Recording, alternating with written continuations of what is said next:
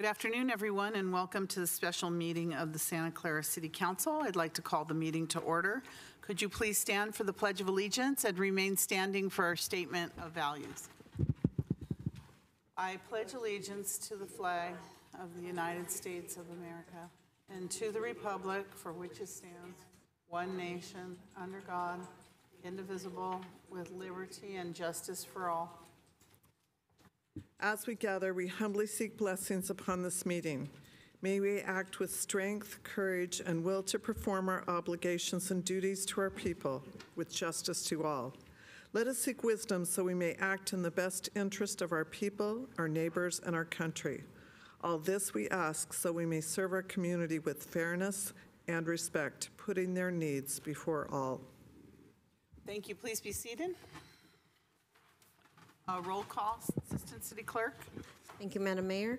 Councilmember Gonzalez. Present. Councilmember Shahal. Present. Councilmember Hardy. Present. Councilmember Park. Here. Vice Mayor Cox. Here. Mayor Gilmore. Here. I'd like the record to reflect that Councilmember Jane will be absent this evening. Is there a motion to excuse Councilmember Jane? Motion to excuse Councilmember Jane. Second. Motion by Councilmember Park, second by Councilmember Hardy to excuse Councilmember Jane.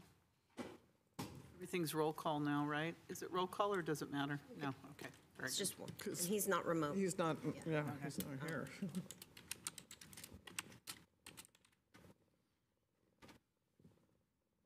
Please register your vote.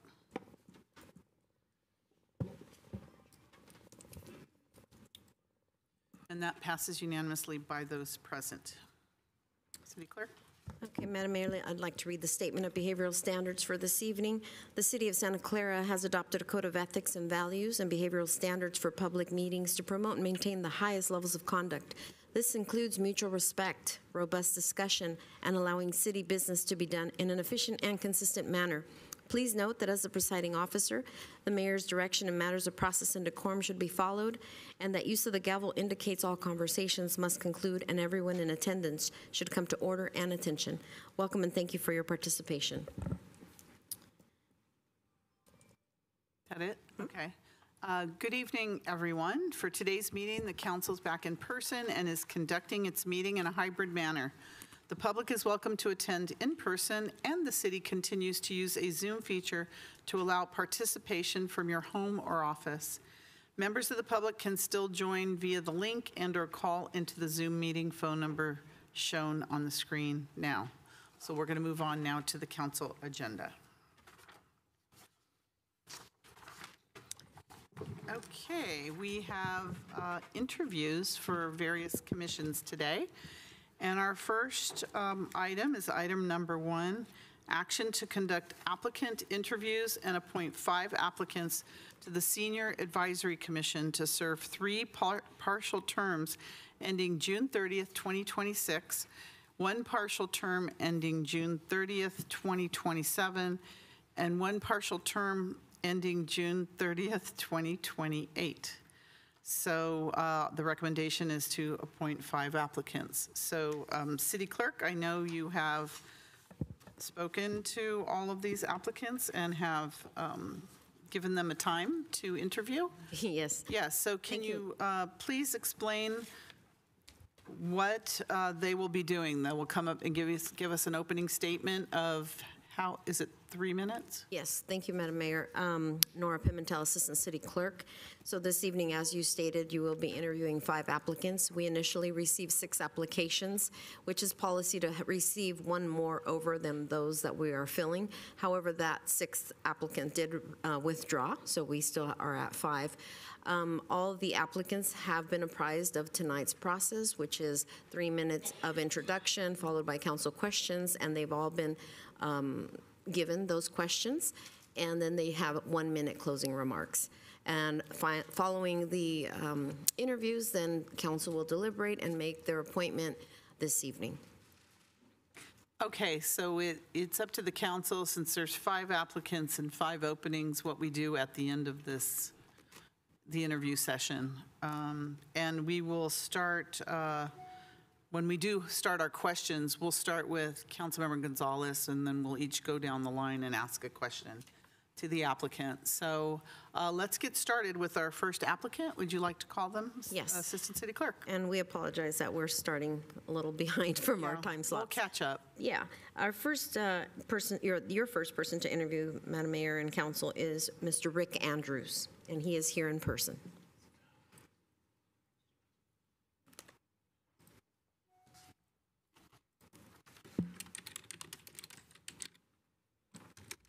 Welcome. Hello, how are you? Good. So, I won't take the 3 minutes. So, my name is Rick Andrews. I've lived here in Santa Clara for 30-plus years. For the past few years, I've had the opportunity to be a member of the Senior Advisory Commission. But in February 18th to be exact, I had a stroke. Lost the entire right side of my body. I have recovered since then with the help of my doctors, therapists, and my wife. I resigned back in February not knowing what my prognosis was going to be, but I have now, like I said, I've recovered and I'm ready to serve. I hope, I feel I can contribute from my past years on the commission. So that's my opening statement. Thank you. So, Rick, we are going to start our questions with Councilmember Gonzalez. Thank you, Rick. Please share your most memorable service experience in Santa Clara. That's kind of easy, really. For me, it's the Health and Wellness Fair. When I first came on the commission, the Senior Advisory Commission was a part of the Health and Wellness Fair, and I enjoyed being able to help the people and help the vendors set up. So that's probably the greatest, my most memorable service is doing that every year, and I even did it last year, and even I've done it every year. So Thank you. thank you. Councilmember Chahal. Thank you, Mayor. First of all, Rick, thank you for serving in the past, and thank you for applying again, and good luck for your health. Appreciate that. So my question is, what is the challenge you faced when working on a team project, or you working in a commission as a team earlier too? And what did the group do to achieve your goal? So I always think the hardest part of a team project is getting everybody pulling from the same rope. In other words, everybody having the same vision. Once you've achieved that, you can set your goals, your expectations, and then execute the plan. We were a little disjointed in the last Senior Advisory Commission, so we didn't do a lot of that. But I think we can, with a new commission, I think we'll be able to achieve our goals better than we have before. So, thank you. Thank you. Thank you. Councilmember Hardy. Yes, well, I'm glad that your health is better. Thank you. Please provide 1 or 2 strengths you would contribute to a work group. So I believe, I've spent 26 years in a government agency. I worked for Valley Medical Center for 26 years. I have a good working knowledge of how governments work. And this commission is an advisory commission, and I think we have to realize that as we go forward, that we don't ask staff to do things, such as go change pickleball courts or whatever. We make advisory things to you, actually, to the council. So that's one of my strengths, is knowing what we're doing. And having been on the commission for 3 years, I think it was, I understand how we work, and those are my strengths, is understanding, being what I consider to be pretty level-headed. So, thank you. Thank you. So I have, okay, next question. What can you do to encourage more diversity for seniors and senior activities? So I think it'd be one of my goals is that these subjects are added to our work plan in the commission, and that we get a chance to brainstorm and find the right things to work on, such as transportation, such as senior housing. There are many things that are needed for our seniors. Thank you. Councilmember Park. Yes. Thank you very much for your service and for coming back to continue. What are one or two projects for older adults that you believe the Senior Advisory Commission should consider? So one of them is to get re-involved with the health and wellness center.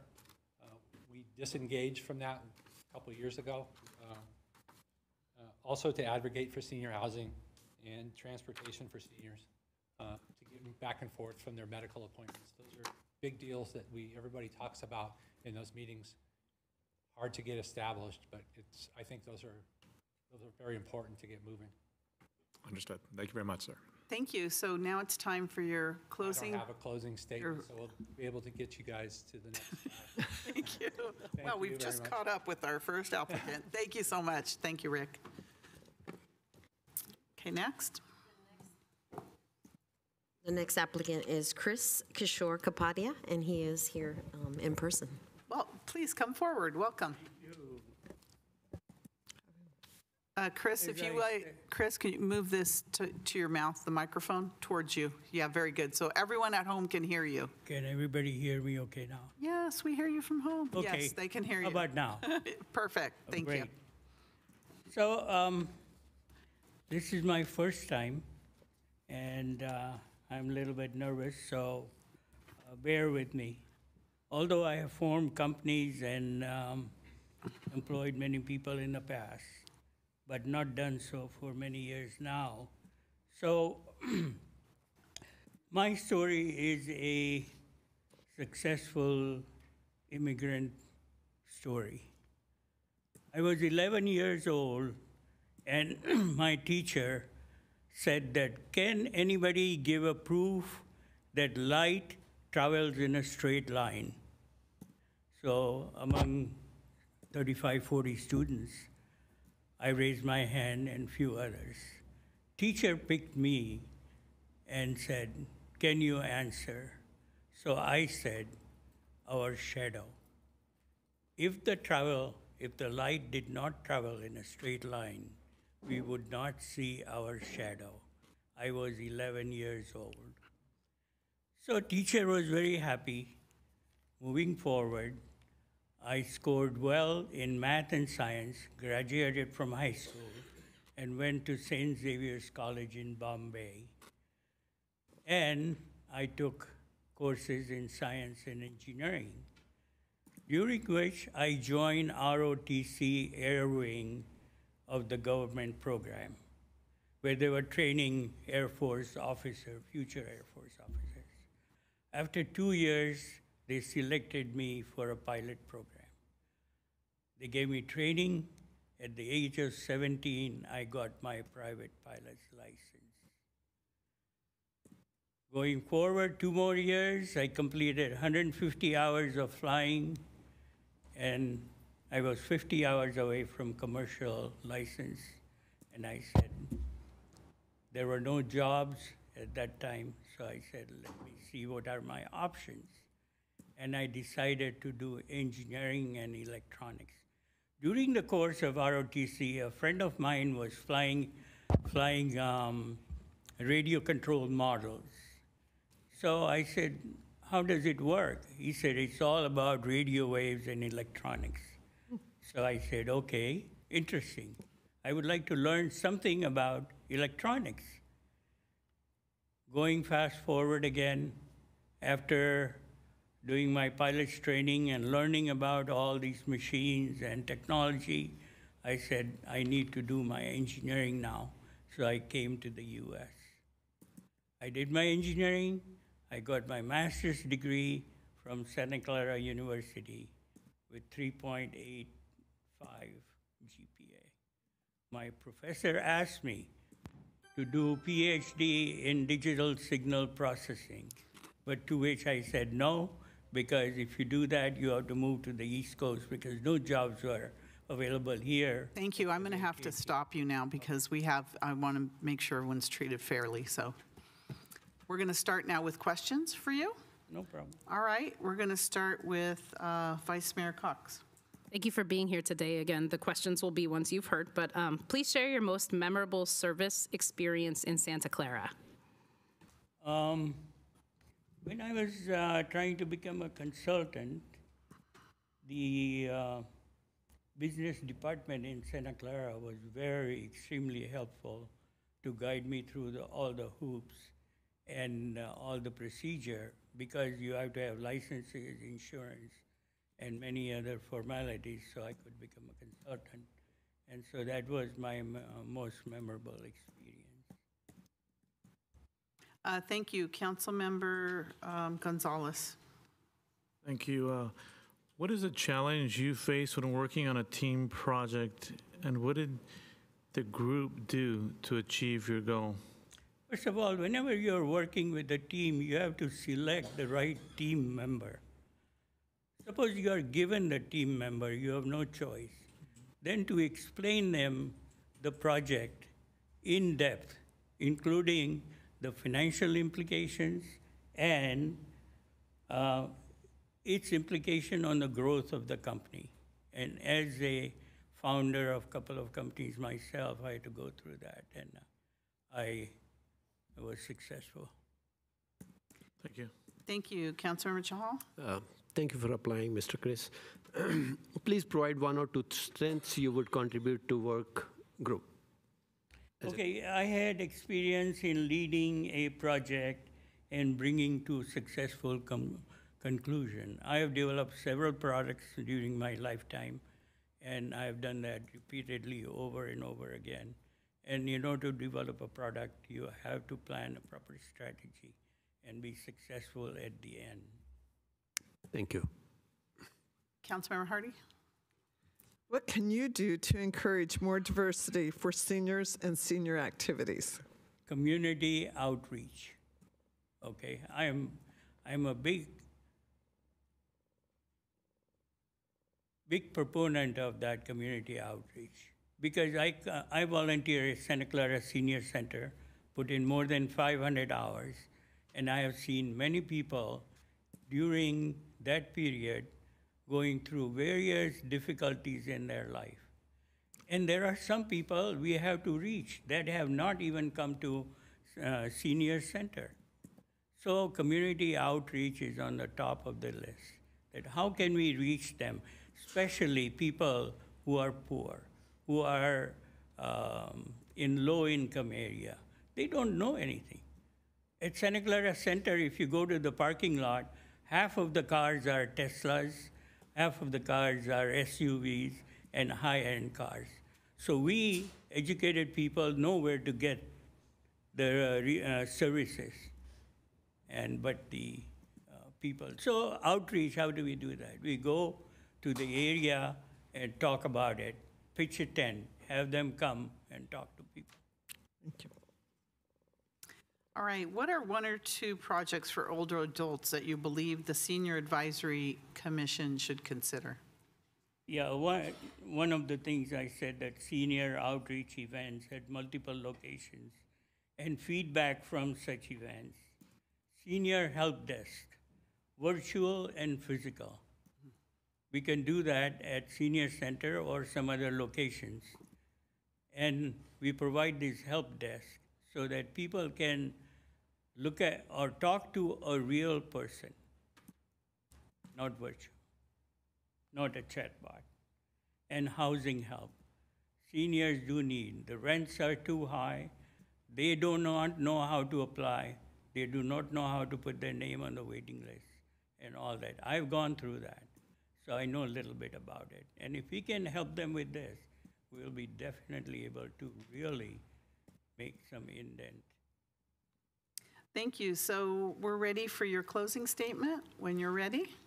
Okay, so with my background, entrepreneurial background, business background, educational background, I'm eager to serve on this commission so that we can provide a service to the seniors what they deserve, especially underprivileged seniors. That's what my desire. And hope that someday I will develop an app. Very good. Thank you. Thank you. Thank you for very your much. time. Thank you for coming. All right, next, City Clerk? Your next applicant is Rebecca Selden, and she is in person, and I am going to distribute something that she gave me to give to you as she comes up.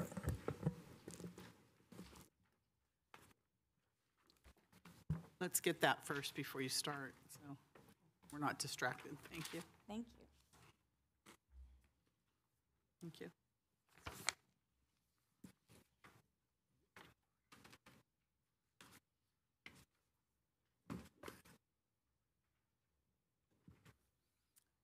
All right, Rebecca, when you're ready, please begin. Thank you for the opportunity to be here. I am Rebecca Selden, applying for a position on the Senior Advisory Committee. My why for applying is that I started my search for my mom and now my dad. And there was a lot of information that was out there that I didn't really know about. And I thought, if I didn't know about it, who else doesn't know about it? So I thought I need to share the word. So this is a way that I feel I can help share the word. In addition, I'd like to say that my dad has decided to move from the East Coast back to Santa Clara to move into Allure, which is the 20-story wonderful senior living building that they just built here in the Clara district.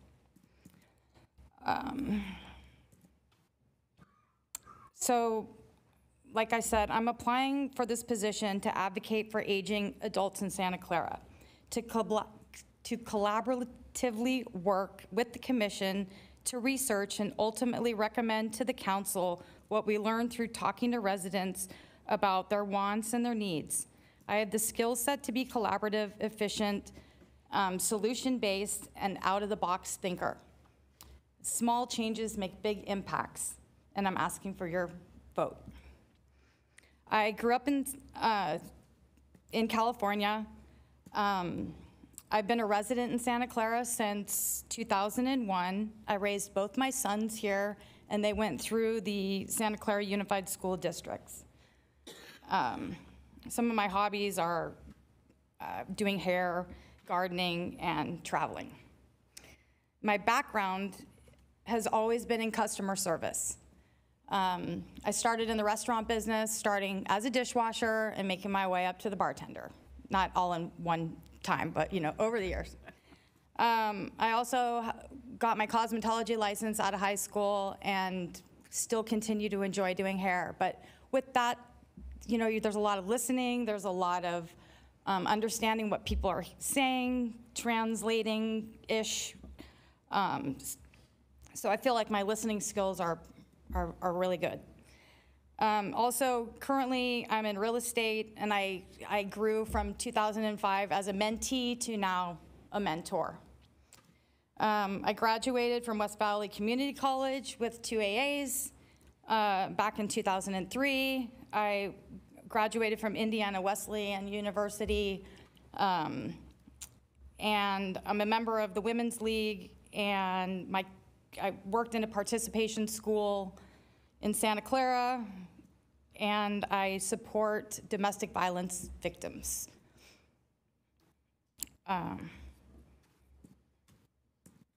Anyway, and I said on my application that I had not attended a live meeting, but I have looked at all of the videos that have been posted, and I'm friends with Bobby Estrada, who used to be on the commission. Okay, thank you. I'm sorry I have to cut you Sorry, off. that's fine. Even Bobby said, shh. Yep, it's fine. Thank you very much, and thank you for the handout as well. That's very helpful. Sure. Okay, we're going to start with Councilmember Park. Yes, thank you very much for applying. Please share your most memorable service experience in Santa Clara. I would say my most memorable service experience was working in the battered women's shelter, working with the children and the families there. They went through a lot, and it was great to bring some joy to them. See their smiles was unforgettable. Oh, understood. Thank you very much. Thank you. Vice Mayor Cox? Thank you, Rebecca. Can you speak about a challenge that you faced when working on a team project, and what did the group do to achieve the goals? So overcoming challenges in teams, you need to create a safe environment where people can share their ideas, have active listening so you can understand the common values, and work together to find, through common ground, how you can work together with clear communication and documenting steps in order to achieve your goals. Thank you. Councilmember Gonzalez. Thank you. Please provide one or two strengths you would contribute to a work group. I would say my listening skills are pretty good, from being able to translate from what someone's saying into a haircut and throughout my life. Also, my outside of the box thinking, I think is a good quality to have. Not necessarily mainstream, but I like to think of other options. Thank you. Thank you. Councilmember Chahal. Thank you for applying. And my question is, what can you do to encourage more diversity for seniors and senior activities? I think get people involved, ask people. I mean, we're here to get the consensus of what the seniors want, what our residents want. So we need to find out from them and then advise maybe the council through work groups and of what they're wanting. But definitely you have to ask them. I mean, and getting people involved is really important. Thank you.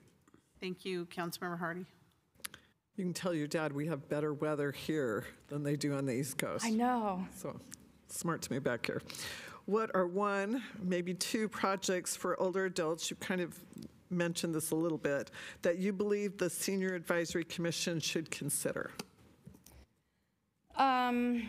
I agree with the awareness campaign. I mean, that's something that is really important. A lot of seniors don't know what is out there. I mean, a lot of people in general.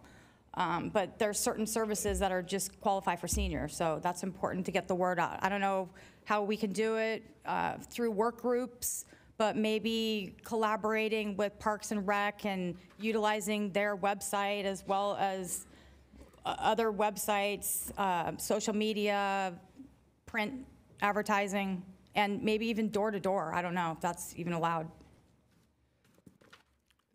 Very good. So now it's time for your closing statement. Okay, I'll make this a little shorter than my opening. I appreciate the opportunity to be here today and to participate in the Senior Advisory Commission interview. I'm asking for your vote, and I'm eager and willing to be involved and committed to work with the commission to come to mutual agreements towards making recommendations to the council on behalf of the seniors of Santa Clara County, the city of Santa Clara. Thank you very Anyway, much. thank you Thank for the you for opportunity. applying, and thank you for the handout as well. Thank you. And I should have said this earlier, we're going to be making a decision right after we finish the interviews on this alone before we go on to the next commission, so please stay with us. Thank you. Thank you. Okay, Okay, your next applicant is Alma Soto.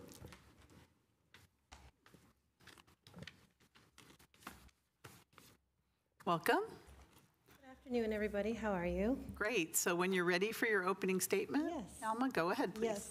Good afternoon, everybody. My name is Alma, and I have applied for the Senior Advisory Commission Committee.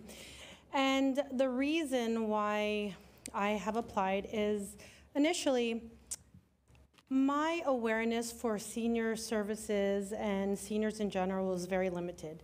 And, you know, I went to school and I got a master's of business administration, and I started working in, you know, profit businesses, and I didn't realize that nonprofits were a calling to me. And I started working with the MCA community here in Santa Clara. And then that led me to actually come across the nonprofit Heart of the Valley Services for Seniors. And when I started working there, I realized how disenfranchised seniors actually are, and how the awareness and the need for advocacy is so very much important. I attended a Senior Advisory Commission meeting, and I just wasn't too enthused at what was happening there. And I really, at that point, decided that I wanted to get involved, and I felt that what better way for me to advocate for the seniors of Santa Clara Valley was to get on the Senior Advisory Committee. And so then when I saw the application open, I initially said, yeah, this is amazing because I want to advocate. I'm already doing what I need to do on the ground for the seniors of this community. And I see that they need somebody to speak up and advocate for them. I've worked in Los Gatos and Campbell and Cupertino and all of these different areas that actually work with the seniors. And I see that there's a lot of things that could be done to advocate for them. So therefore, I'm here applying, and I would really love to be on this commission because I feel like since I've already have my feet on the ground listening to the needs of the seniors of this community, what better way to then get involved directly with the city than to get on this particular committee and commission and advocate for the seniors. Very good. Okay, thank you. And I know you shared some of your experiences, but can you please share your most memorable service experience in Santa Clara? Yes. So for me, the most memorable is working with the MCA community and its efforts of purchasing the next property behind us, the 3.0 building, and expanding for the community, and having that community center open not only for the community members itself, but for the whole Santa Clara County. And for the city of Santa Clara, we would have a healthcare center, a gym, all this really great stuff for all of the community members. And for me, I thought that was an amazing experience, and I have worked and spoken in front of you, Mayor Gilmore, and that was really amazing for me. Thank you. Thank you, Alma. Councilmember Park. Yes, thank you very much for applying. Yes. What is a challenge you faced when working on a team project, and what did the group do to achieve your goal? Yes. As you know, working with board members, you have a vast array of different characteristics and behaviors and enthusiasm and or lack thereof. And for me, sometimes when you're working within a group, it's about motivating the team and getting everybody to participate, or at least getting their input. And I think by really just trying to get the opinions of others and having a, just an understanding of each person's perspective, I think that is the most important aspect to working with a group and or a board and or a committee, is understanding and coming and getting some form of a compromise with everybody. Thank you very much. Thank you, and you're my District 4 representative of Santa Clara, so high five to you. Thank you. Vice Mayor Cox? Alma. Hello. How's it going? Good, how are you? I'm good. Can you please provide one or two strengths you would contribute to a work group? Yes. I'm very enthusiastic with the things that I like to participate in. So if I'm in it to win it, and I'm enthusiastic, and I come with that. The moment that it is no longer of enthusiasm to me, and I feel like my line has ended, I bow out and I say thank you very much for participating, and I don't think that I can offer any more. But in general, I offer my enthusiasm and my dedication to the team. Thank you. Councilmember Gonzalez? So what can you do to encourage more diversity for seniors and senior activities? So what I've seen and learned is we really need to get the word out because they're so disenfranchised and they're not really up to date with all of the technologies that are happening right now. They answer phone calls more than look at their phones. Sometimes they don't know how to use iPhones and iPads and computers. So really that one-to-one or face-to-face connectivity through, going to the senior centers and or fairs, having awareness activities would really be most beneficial to the seniors, just getting face-to-face and getting out there and bringing awareness to them. Thank you. Thank you. Councilmember Chahal? Thank you, Mayor. Thank you for your enthusiasm to apply for the for the commission. Yeah. What are one or two projects for older adults that you believe the Senior Advisory Commission should consider? Well, as the executive director for Heart of the Valley, which is across the street from you guys, I see that one of the biggest needs is technology awareness, raising their levels of technology through different seminars, activities, and transportation. I feel like they need so much transportation because at this point in their lives, they are no longer driving, and they need services to get them to different locations. So if the city of Santa Clara could do something like transportation, pickup, drop-off, that is aside from the VTA, I think that would be very well received by the citizens of Santa Clara, especially this disenfranchised group of citizens. Is that, yeah, that's it. Yes. Okay. Closing statement, please. I would really like to participate in this committee. I feel like I have my eyes and ears on the ground and I hear the tracks rolling, and I'm on the phone every day with different seniors, and they're always talking to me about representation, advocacy, transportation, and just a village. And I really believe that it takes a village, and some of these seniors don't have a village. And as a community, I feel like we are so diverse and so multicultural that it takes all of us to participate in making their lives better. And I feel like I could really help out within this committee. Thank you. Excellent. Thank you. Okay, thank you. All right, and please stay with us. We're very close to making decisions. Thank you. All right, City Clerk. We're closer than we thought. Our fifth applicant, we just found out, will not be participating, so that concludes your interviews with the Senior and Advisory Commission applicants for the evening. So we have only 4? Yes, so which means Okay. you will probably direct me to open another recruitment. Yeah, that's going to happen no matter what for another participant and possibly the eligibility person as well. Sure. So, boy, we've had some excellent candidates today.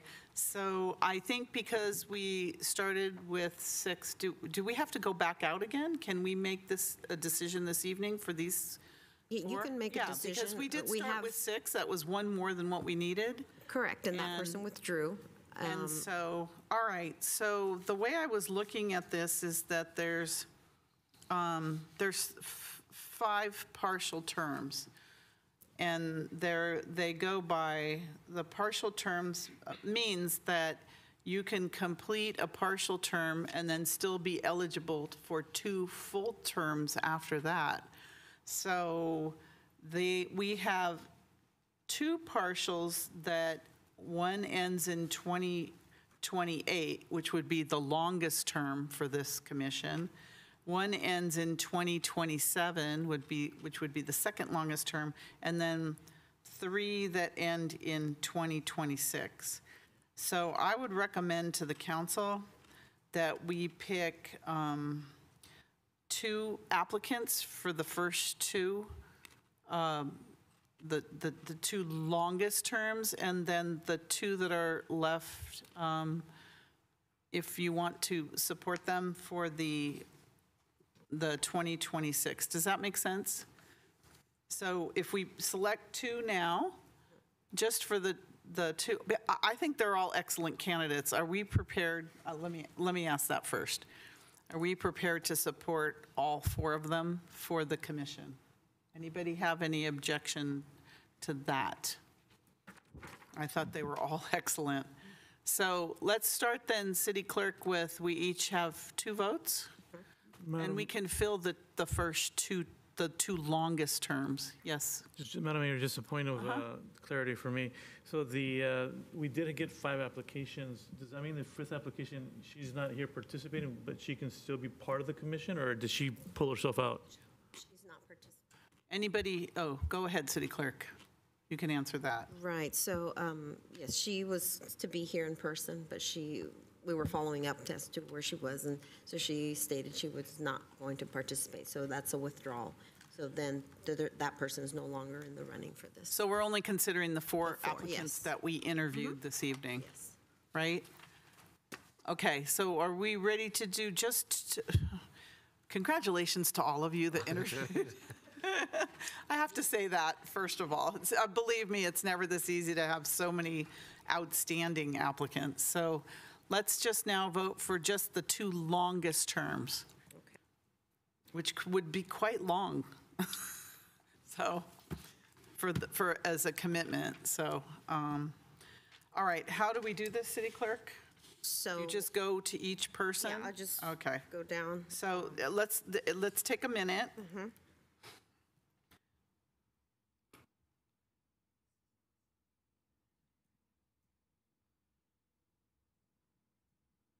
Okay, is everyone ready for their two? Okay. So, Are you? Yeah, give me a minute.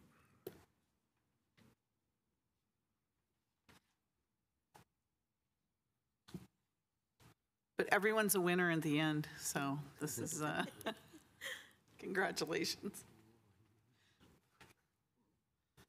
Okay. would you Okay. like me to begin? Yeah, go ahead. So, Councilmember Gonzalez, cast your 2 votes, please. So my first one is the first candidate, Rick Andrews, Okay? and the second one is Alma Soto. Okay. Councilmember Shahal. First one is Chris Kapadia, second is Alma Soto. Councilmember Hardy. I like them all. Yeah. They're all on, so this is good. Chris and Rebecca.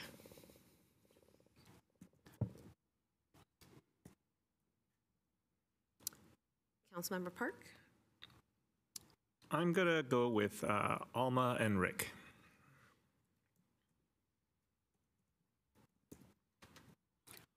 And Councilmember Cox. Alma Soto and Rick Andrews. Alma and Rick. And Mayor. I'm going with Rebecca and Alma.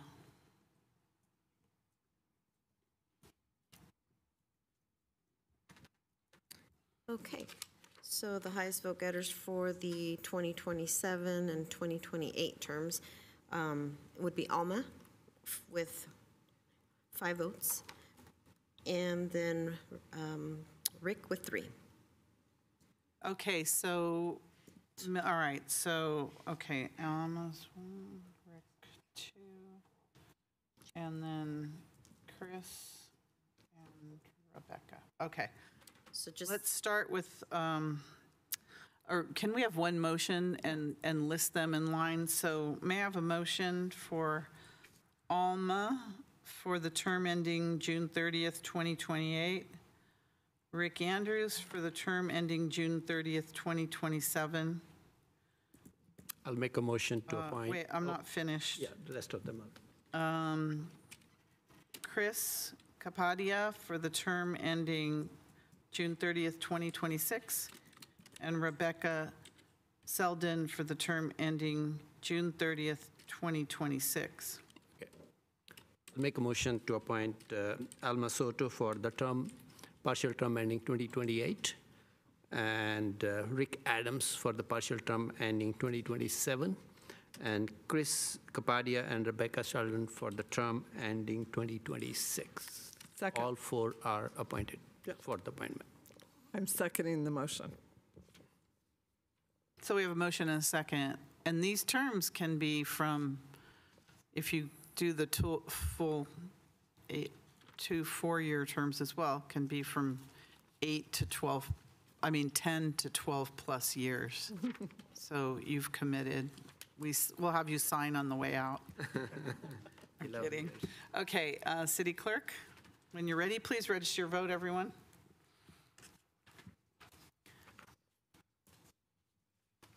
And that passes unanimously. Congratulations. Congratulations, everyone. I wish it were this easy with this many wonderful applicants and all of these positions, so thank you very much. Now, City Clerk, are we on time for the next one? Can we just keep going, or do we have to? We'll begin. I just wanted to note one thing for those. Congratulations to those that have been appointed, or to everyone. My staff will reach out to you tomorrow and let you know when you can come in and have the oath of office administered and a brief orientation. Okay? Thank you very much. Yes, get your oath of office. Okay, so tell me, City Clerk, when? You have some hands up. Oh, okay. Oh, okay. Councilmember Hardy, your hand was up? Is there? That was to make a No, motion, okay. but Thank you. it's done. Okay, thank you. Okay. So next,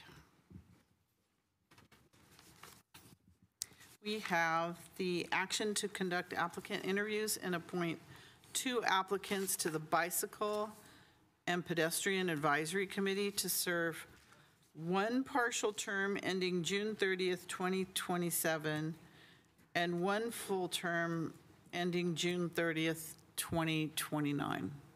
Okay. Thank So you, the Madam. longer term is the June 30th, 2027. Correct, and I'd like to make a clarification as well. So you received 8 applications during the 6-week period that the recruitment was open. We do have 1 withdrawal, so you'll have 7. We also, I need to note for the record that in March of 2025, and you have up there the resignation letter that was provided to us from Perry Penvin, who was on the BPAC. So we need to add that position to be filled to this evening as well, and that will be for a partial term ending 2028. So if you. So we have if 3 the seats council, now. yes, it'll be a total of 3 seats, 1 partial for 2027, 1 partial for 2028, and a full for 2029. And so the council may vote and accept the resignation, declare the vacancy, and add that additional position this evening. So may I have a motion that we do that right now? So moved. Second, Motion second to accept the resignation. resignation Resignation and to of- add the additional term, an additional seat, partial ending 2028. Reluctantly accept.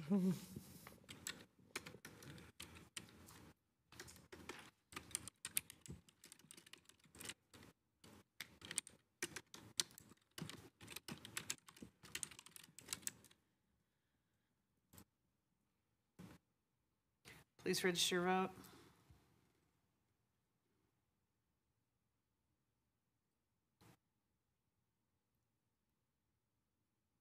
Register everyone, please. Yes? So just, I mean, I'm reading the item, and it says the item, but the item says 2 applicants, and I don't know if that the motion, usually when I see the motion, I expect the motion, but I guess I'll look up there. It's the same thing. Oh, accept resignation, I just don't see it here. And approve the Okay. filling of the seat. Thank you. And that passes unanimously of those present. Okay. Okay, so we will begin with the first applicant. That's Vernon Schur, and he is here in person. Okay. Welcome. Thank you. I'm very pleased to be here. Thank you for having me. Thank you. When you're ready, we're ready for your opening statement. Okay, great. Let's get started. Yeah, opening statement. So I've been a Santa Clara resident. My name's Vern Schur. Vernon, but you can call me Vern. I've been a Santa Clara resident for 5 years now, but I've lived in Santa Clara County since the 80s, actually. I live right over here in District 2, and I'm proud to say that I walked over here today. Just to start with my educational background, I have an undergraduate degree in economics from Stanford University and an MBA from the Haas School of Business at UC Berkeley. And I worked for the past 20 years in product marketing in the tech industry, software as a service, networking, cybersecurity industry. I've also worked in my past in finance, as well as the more analytical aspects of marketing, like competitive intelligence and pricing. And I thought really hard about why, that business experience, 3+ decades worth of business experience would be relevant to this committee position. And I came up with 3 ideas. Well, first of all, decades of business experience, but in tech, that involves a lot of involvement, leadership, and participation in cross-functional teams, which, as you probably know, is a kind of a method of organization of how we get our work done collaboratively and working toward a common goal, like a product launch, for example. So I think cross-functional teamwork would have some applicability in a committee environment. And secondly, as a product marketer, it's a job requirement that I'm able to put myself in the shoes of somebody who's not me. So my target audience when I create content in marketing is a chief information officer, chief information security officer, IT networking director. I'm not that person, but I've got to be able to put myself in their shoes and have empathy for them if I'm going to communicate to them effectively.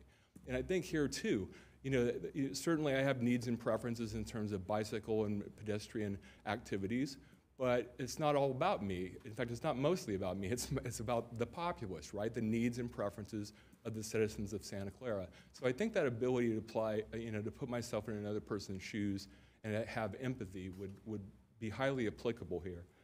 And the third thing that I would mention in terms of my work history is my ability to have a high attention to detail.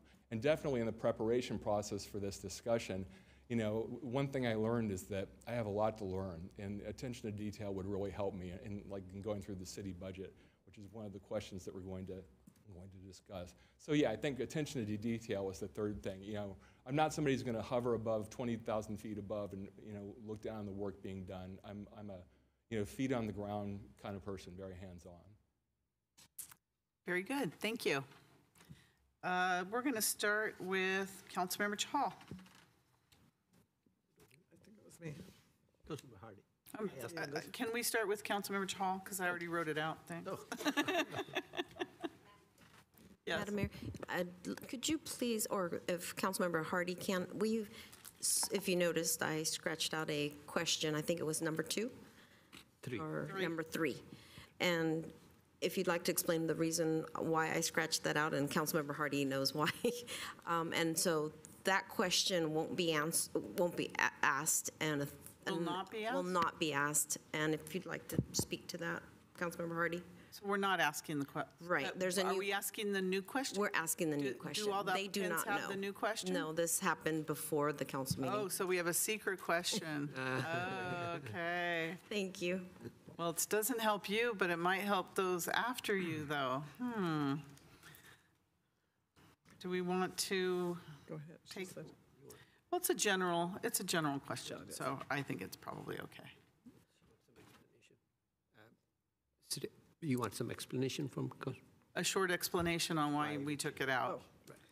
The explanation is I do, at this point, serve as the chair of the BPAC, and the question was about the shared mobility program in Santa Clara, and it has, our partner in that has pulled out, and we do not have, at this point, that shared mobility. So I felt that that was not as appropriate. So the question now, this will give you a second, and anybody else who, what would you do to promote more walking and biking in the city? Okay. So that's just to. That's 'cause you not got your the first questions. question. Not your first question. To confuse you more, that's not your first question. It'll be your third question. But that's okay. But I wanted to give you a little heads up because we swapped it. Got it. Okay. Thank you. With that. Okay, Councilmember Chahal. Thank you, Mayor. With that, thank you for applying, Mr. Verne.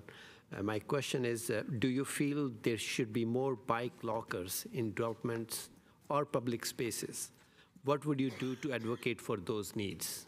Yeah, I've seen the bike lockers primarily at Caltrain stations. There's this company called BikeLink who has these bike lockers, and I was thinking, wow, that would be a nice alternative to just locking your bike up. In fact, I've seen bikes locked at the Caltrain station with their front wheels and seat missing. So I think the bike lockers are really great, and they're very economical, as I understand it. And in terms of advocacy, I think I'd want to understand the economic model behind that. I think that it seems like it's so inexpensive. I'm not really sure what the economic model is, but figure out what the economics are around that, whether that requires a subsidy from the city or private donors or whatever, and you can work those economics to make it happen. Thank you very much. Thank you, Councilmember Hardy. This is an opinion question. What do you think about the amount of money the city budgets for bicycle and pedestrian improvements? This is the part where I feel like I have a lot to learn, because I spent quite a bit of time going through that budget in some detail and picking out the line items that seem to map to bike and pedestrian improvements. And I came up with around $19.5 million for this fiscal year. Candidly, I'm not sure whether I did it correctly, but the exercise itself was instructive to me, so thank you for that. And that's on a $567 million total capital budget. About 3.4% of that would, roughly speaking, maps to pedestrian bike. I guess my initial inclination is that sounds a little bit low given our stated goals of encouraging bike and pedestrian activities, but I understand the budget process is complex and there are a lot of conflicting priorities. It also, that comes up to about $148 per citizen. That also seems a little bit low to me. And one thing I observed is a lot of the line items, and I do realize capital budget is the project comes to completion, so it doesn't repeat the way an operating budget would, right? But a lot of the items that were significantly funded in the current fiscal year are zeroed out in the budget for next year, and I just would want to understand that better, and maybe it's something that I don't understand about the budget process or procedure or whatever, but yeah, that would be one of the first questions I guess I'd ask in terms of my involvement. Thank you. Well, what do you know? I have the new secret question. All right, what would you do to promote more walking and biking in the city? Well, I think all the things you see around, one of the things I noticed on the website for the committee was to talk about the safety and convenience, and I think those are two really important things. As somebody who cycles around the city, I walk for exercise in my neighborhood and also on the San Tomas Trail. I think, feeling safe in doing that is really key. And also just the convenience of it, and some of these alternative methods of getting around, like the program that sounds like it's kind of on hold now. I mean, I think those things are really great, and we can kind of think around the edges about making incremental improvements, even where a lot of budget isn't necessarily available. And I think some of the stuff like partnering with outside organizations like Silicon Valley Bike Coalition, for instance. I know she had a line item with some funding for them. I think that can be really powerful as well. It doesn't always have to be about money. It can be about other types of advocacy. Thank you, Councilmember Park. Yeah, so your actual secret question is, what is the square root of 271? No, I'm kidding, that's not it. Well, thank you very much for coming. What do you think of implementing Vision Zero program, of implementing a Vision Zero program in the city of Santa Clara? I think that's awesome. I mean, bike safety is probably my #1 reason for wanting to apply for this. Really, it's a Vision Zero is all about 0 fatalities and 0 serious injuries, I believe. And I think the principles that they outlined, on the website that come from the federal government, I think it was called U.S. Safe System Principles, were good principles. Things like humans make mistakes, humans are vulnerable, and safety is proactive. That's what I have in my notes. I think those are good principles to work from, so it's a laudable goal. Hard to find anything to say downside around that. Thank you very much, sir. Thank you, and Vice Mayor Cox. Thanks, Vernon. How would you categorize and address challenges for elderly, expectant mothers, toddlers, and others who may not easily walk or bicycle to destinations like, but not limited to, grocery stores, schools, restaurants? Well, I think in terms of categorizing, I think we need to understand, is the person having challenges because of being differently abled, from others, or is it because of their age, they're too old or too young to ride a bike? Or maybe they can't afford a bike. Income level is another one, I think. And if I were, if my car breaks down, I would ride my bike to the grocery store, or I would get an Uber or a Lyft, but maybe somebody can't ride a bike, or other people, might not be able to afford an Uber or a Lyft. And I think it goes back to that empathy thing I was talking about a little while ago as well. Also, just your personal circumstances. It doesn't, if somebody works in Palo Alto, lives in Santa Clara, expecting them to ride their bike every day to work might be a little bit of a stretch. But there are integrations that we can have with public transportation that could make it doable for that person. So it's really about considering the diverse sets of needs and preferences of people in the community and doing our best to meet all those needs and preferences given the amount of resources that we have. Very good. So it's time for your closing statement. Okay, great. I thought I would wrap up by just talking a little bit about why I want to do this. And so I bike over 1,000 miles a year in Santa Clara. I just went, I consider that moderate. I mean, I just went over 5,000 since August of 2021. Large majority of that in Santa Clara. I did ride with the Silicon Valley Bike Coalition from Santa Clara to Menlo Park a couple of weeks ago. So that was pretty cool. So I have a lot of passion around this, I guess. And I also walk for exercise in the neighborhood. I mean, especially the safety thing, because I mean, I wish we had more time so I could talk about all the safety things that come up on my various rides. But I mean, I've been volunteered a lot with my alumni organizations and things like that, but I kind of feel like some form of civic involvement is overdue in my kind of portfolio of activities. And lastly, I would finish by saying, I really have a firm belief that government can and should and does do things to improve people's lives, and I would love to be a part of that. Very good. Thank you so much. And you're welcome to wait here. We're going to be making a decision. Or do you have to go? You look like you might have to go. I have a friend from out of town. Oh, that's and okay. I'm so sorry. Normally, I would totally wait, but No. You can watch online or check with the city clerk's office tomorrow. yeah, okay. Well, Okay. thanks again for the opportunity. Thank you for taking the time to come and interview. We appreciate it. Have a good evening. Thank you. Okay, city clerk. Okay, Madam Mayor and Council, the next candidate is Bikil Galeta, and he is online.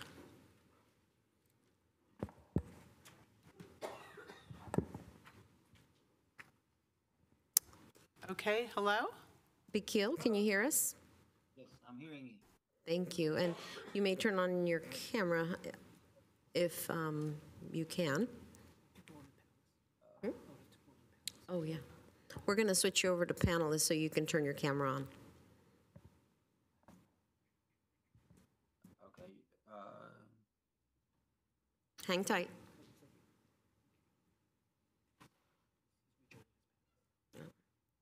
There you go.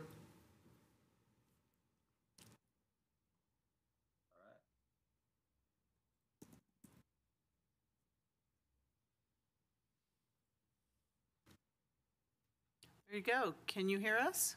Yes, I'm hearing Okay, you. very good. Well, welcome. Thank you for applying for the position, the BPAC position. When you're ready, if you'd like to give us your opening statement. Okay, already. My name is Bikil Galeta. I live in Santa Clara County City, almost that's more than 3 years here. I used to live in Milpitas. And I'm a family guy and working as a VTA, a bus driver. And I'm still, going to work. Going to school, attending. My major is liberal art and humanity. I just want to be a role model for my kids. There are 4 kids, 15 and 10 twins, and 7 years old. So I just want to learn new things. It's not. I'm doing something, but I just want to. Why not? I just want to try something new. And learning from different people. So that's why I just try to apply for this position. Okay, thank you. So we have a series of questions that we're going to ask you, including a new question. So we're going to start with Councilmember Gonzalez. All right. Do you feel there should be more bike lockers in developments or public spaces? And what would you do to advocate for those needs? Yes, I do believe, as you see, as a VTA offering also bike lockers and different places. To advocate for these things, and I will engage with local governments, organizer or communities, and raise awareness about the benefit of secure bike storage. Additionally, or also creating medias, highlight the demand of bike lockers, could efficiency grant public interest in the support. Thank you. Councilmember Chahal. Thank you, Mayor. Thank you for applying, Mr. Gallet. What do you think about amount of money the city budgets for bicycle and ped improvements? When it came to this question, this budget is the main problem for every places. But as the amount of money allocated by the city bicycle and the pedestrian improvement is it's hard, but if the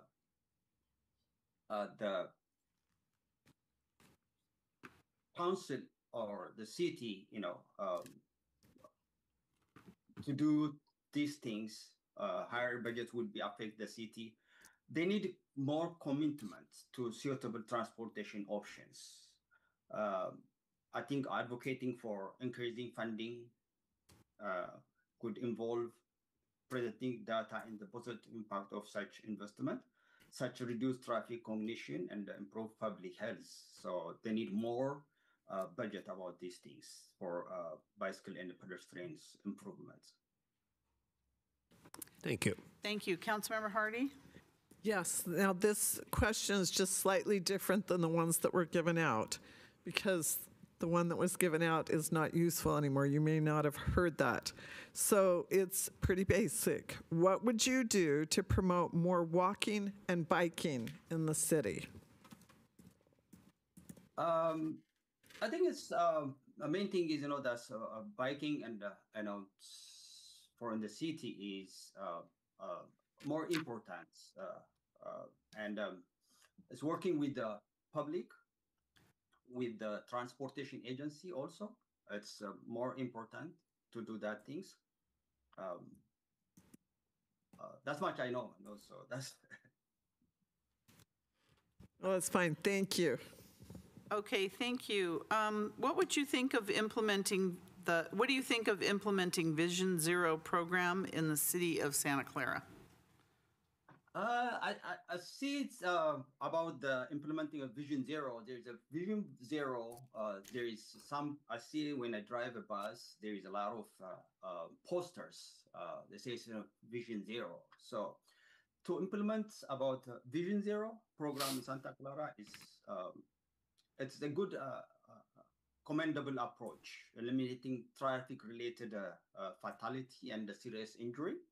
I can give you some example. One of my relative just hit by a car when he was, traveling on the sidewalk, and so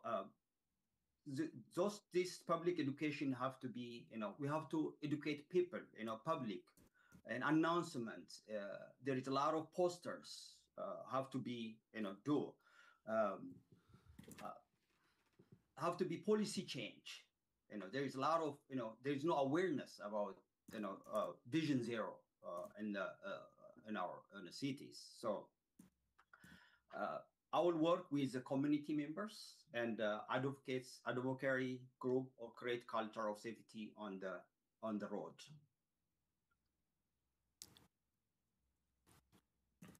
Okay, Councilmember Park. Yeah, thank you very much, sir. Thank you very much for participating in the interviews. How would you categorize and address challenges for elderly, expectant mothers, toddlers, and others who may not easily walk or bicycle to destinations like, but not limited to, grocery stores, schools, and restaurants? By this question, addressing challenge of for vulnerable populations and thought to address the challenge faced by elderly individuals,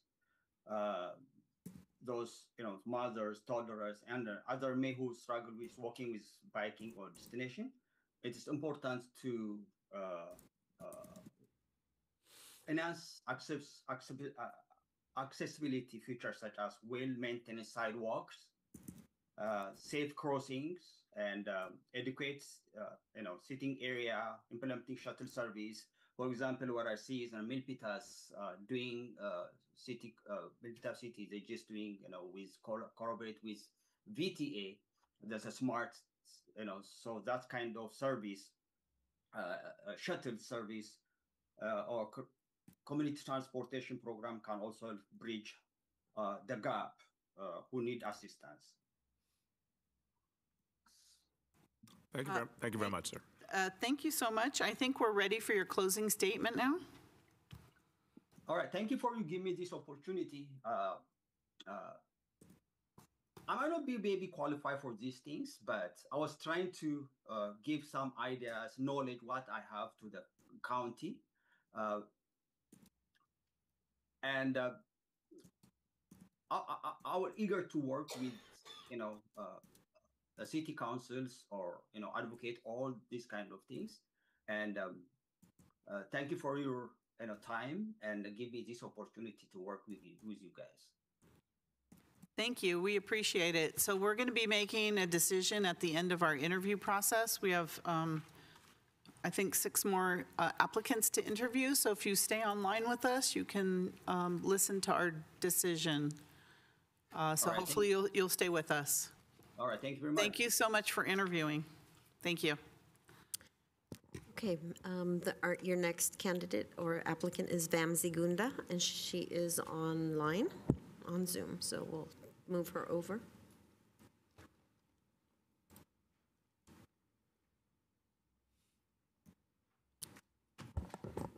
Vamsi, can you hear me? Yeah, I can hear you guys. Can you guys see me? I'm not No, sure. you turn your camera on. There we go. Okay. can there you he guys is. see me now, right? Yes, we Okay. can. Okay, awesome. Great. Thank you so much and welcome. So if you'd like to start with your opening statement, we then have a few questions for you. So anytime you're ready. Okay, sure, I'll get started. Basically, my motivation to get involved is I bike to work quite a bit, and I find it to be a very rewarding experience to just bike to work. One, you reduce congestion in traffic, it's better for health, and I want to keep that going for everybody. And the number one reason I kind of don't bike as much as I would like to is just the safety aspect. I had a few close calls on the road, and that kind of gets me to back off biking for a few weeks. Then I try to get back on, and there's some other incident, and I back off again. So that's kind of been my thing. And so improving bike safety, I think, is paramount to increasing the amount of people biking to work and commuting to work. And that would reduce the overall traffic congestion. And that's my primary motivation of looking into this position. And I guess secondarily, it's an idea of being more involved in local government, and just there are issues in the modern politics that's going on, and I feel like one good way to affect change is to be more involved, and that's my second motivation of being involved, applying for this. And that's it. Okay, thank you so much. All right, we have a few questions, including an additional one we put in there. We're going to start with Vice Mayor Cox. Thank you. And is your name pronounced Vamsi? Is that correct? Yeah, that's perfect. Yes. Perfect. Okay, great. So the first question is, do you feel there should be more bike lockers in developments or public spaces? And what would you do to advocate for those needs? Yeah, I think so. One of the cases I deal with is when you want to, let's say, go to a farmer's market. I'd rather bike there, but there's always a stress of the bike getting stolen. So I end up like walking or driving there. And I think having public lockers in the commonly visited areas like a farmer's markets or like Santana Row area or maybe some malls would increase the number of people who are visiting there on a bike. And I think it's just the way I would approach it is try to identify areas which would be ideal candidates for it, like a theater or mall or that's kind of what I'm thinking. Thank you. Councilmember Gonzalez? Thank you for applying. And my second question is, what do you think about the amount of money the city budgets to bicycle and pedestrian improvements? Yeah, I think I'm probably less qualified to answer this question because I Googled it up, and I think it's like $6-something million. It's not obvious to me if that's enough or not, but I'm always an advocate of increased funding for safety. Thank you. Thank you. Councilmember Chahal? Thank you, Mayor. Thank you for applying, Mr. Vamsi. What would you do to promote more walking and biking in the city? This question is different than what you had in your email from the city. Yep. Okay, that's fair. I think safety is the thing that I care about. And second would be like bikes not being stolen. I think if you address those two, I feel as overall as a as a population, they'll see more value in biking places than driving places. Thank you. Yeah. Go ahead. No, I think that was basically it. Yeah. Thank you. Thank you. Councilmember Hardy? Yes, thank you. What do you think of implementing Vision Zero program in the city of Santa Clara? I'm a big fan. I actually, before this, I never heard of Vision Zero. So I actually Googled it up and went through some of the presentations from the previous meetings, I guess. And I liked everything that I saw. There was one with like safety map that I was a big fan of. I think it's when you put in an address and it'll give you like what the potential hazards, I guess, other people have reported. And I thought that was a really nice way of researching a place before you bike there. I haven't used the map yet. I just found out today. So, but I liked all the talking points in the presentations. Thank you. Thank you. So the last question is, how would you categorize and address challenges for elderly, expectant mothers, toddlers, and others who may not easily walk or bicycle to destinations like grocery stores, schools, and restaurants? So a couple of ideas that I had was, I think some of the people who are not able to walk easily would probably like to use wheelchairs or scooters. And from that perspective, I feel like a more stable sidewalk, maybe a wider sidewalk to get to access places would be good. And for people who have trouble walking, maybe identifying the walking routes and then maybe putting park benches along the way so people can sit down and rest was another thought I had. And I think that one of the previous applicants talked about having a public transit service for like VTA service or whatever for people who are elderly and who need to access grocery stores, maybe like a senior citizen home to a grocery store, like a shuttle daily or something like that. The ideas like that ever came to my mind. Okay, thank you. So we're ready now for your closing statement. Oh boy. Yeah, I guess, yeah, that my motivation is just to improve bike safety for everybody and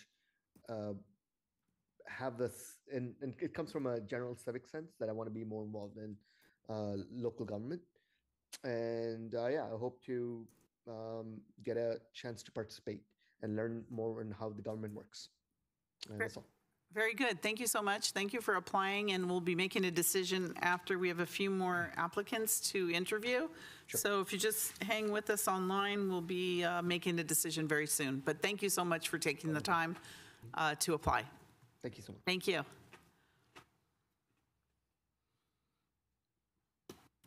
The next applicant is George Harrow, and George is also online. Okay.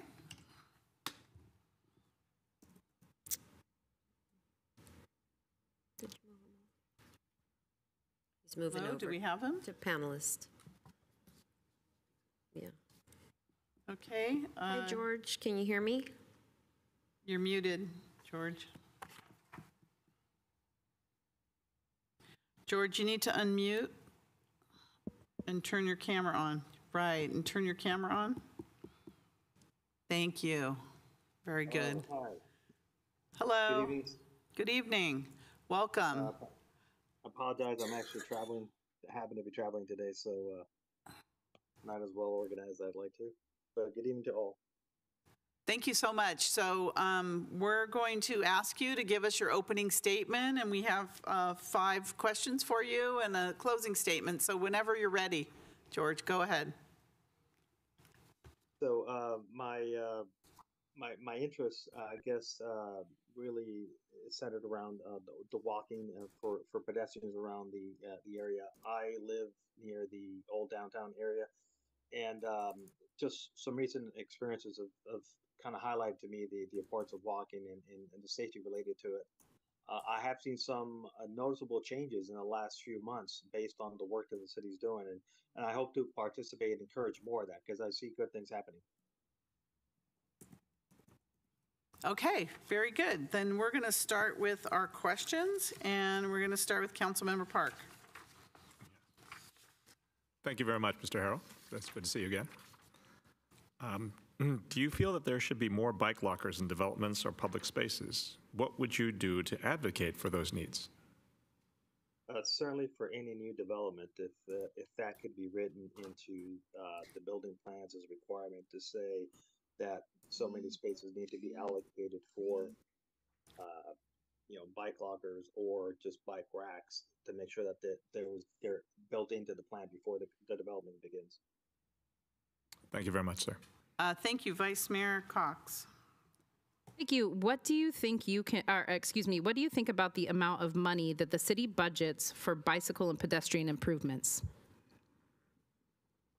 I'm not familiar with the total dollar amount, but I certainly have seen improvements. And I guess if the city can budget more, then the more the merrier. But that really depends on priorities, and I'm sure the city has a big list of priorities on this table. Thank you. Councilmember Gonzalez. So thank you for applying. And the question is, what would you do to promote more walking and biking in the city? Well, certainly continue the work that the city's been doing. I've tried to work a couple times to work, bike to work, but there's not been a continuous path. So if we can continue the progress to make a better continuous path and identify, I guess, the more common residential areas to business places, and see if we could continue making those longer length paths that could make it much more efficient and convenient for people. It'll probably induce more people to do it. Thank you. Very good. Councilmember Chahal. Thank you, Mayor. Thank you for applying, Mr. Harrell. What do you think of implementing Vision Zero program in the city of Santa Clara? I'm all for it. In fact, it's the reason why I'm interested in this committee is zero fatalities, zero injury accidents. Because of a recent experience that happened within my neighborhood, that really prompted me to even think about this. So I encourage more of this going forward. Thank you. Thank you. Councilmember Hardy? Yes, thank you for applying. How would you categorize and address challenges for elderly, expectant mothers, toddlers, and others who may not easily walk or bike to destinations like grocery stores, schools, and restaurants? To be honest with you, I think I'd probably start off with the survey and find out what the needs are of these groups of people. I can, as someone who doesn't fall in those categories, I'm not exactly sure what their needs would be, but I'd certainly like to find out more about it and find out how we could help. Thank you. Okay, it's time now for your closing statement. So, like I said before, a recent experience a few months back at the corner of Homestead and Monroe, I happened to be walking my dog in the morning, and just a freak accident. The car got T-boned, and the car that was T-boned ended up hitting the opposite corner of where I was standing while I was waiting for the light to turn. And that got me thinking that, those corners are notorious for accidents. I hear the fire truck sirens all the time. I'm interested in find out other ways that we can continue the work that the BPAC has been doing so far. I've really seen the changes on Monroe, the new signs, the new crosswalks, the new yellow little figurine that pops up in the middle. I want to contribute to that and continue identifying areas or corners that are prone to accidents, see what we can do to minimize those. If it has to do with maybe reducing speed limits at certain hours or something like that, everything should be on the table for discussion, at least in consideration with the city. Thank you so much, and thank you for applying. We'll be making our decision after the next few interviews, so if you want to continue to watch us online, that's great. But thank you for taking the time to put in your application and to interview with us. Okay. Go ahead, City Clerk. Okay. The next applicant is Ram Iyengar, and he is online.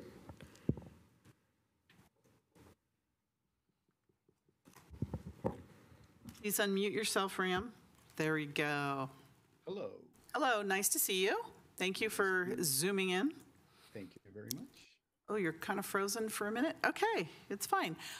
So welcome. So whenever you're ready, you can give us your opening statement, and then we have a few questions for you. Excellent.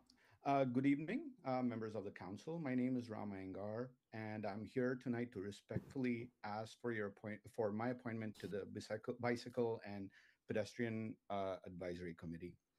I'm eager to bring a unique perspective that combines my technical expertise through my career and a deep understanding of the collaborative problem-solving experience that I bring to serve our community. Professionally, I'm a senior engineering manager at Google, where my role is to lead teams in analyzing complex systems and large swaths of data to solve intricate problems. I believe this experience will be directly applicable to the work of this committee, where we have to evaluate infrastructure design, analyze safety data, and understand how our bicycle and pedestrian networks need to function within a larger city system. On a personal level, I'm an avid hiker and a member of the Santa Clara Valley Birding Alliance. And through this experience, I'm keenly aware of the intricate balance we need to maintain in an urban environment for a healthy ecosystem. But what truly sets me aside is my experience as a trained mediator, where I feel like my background helps understand how the most effective solutions often don't just need to be technically sound, but need to be supported by the community and address the large-scale human factors as well. Thank you. Very good. So we're going to start with your questions now. The first one, do you feel there should be more bike lockers in developments or public spaces? What would you do to advocate for those needs? Yeah, so secure bike parking, in my opinion, is a critical component of making Santa Clara a truly bike-friendly city. I think our city has made strides, particularly in the VTA and Caltrain kind of transit hubs, where we provide lockers at these critical kind of transportation junctures. And there's a clear opportunity to expand this. More visible and accessible lockers at libraries, parks, community centers, and kind of integrating them more organically into private and commercial developments, for example, through our TDM program, will really encourage people to choose cycling for everyday trips. Thank you. Councilmember Park? Yes. Thank you very much for participating. What do you think about the amount of money the city budgets for bicycle and pedestrian improvements?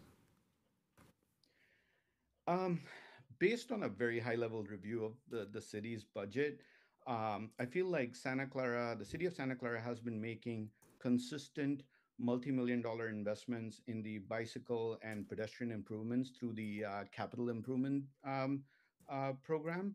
I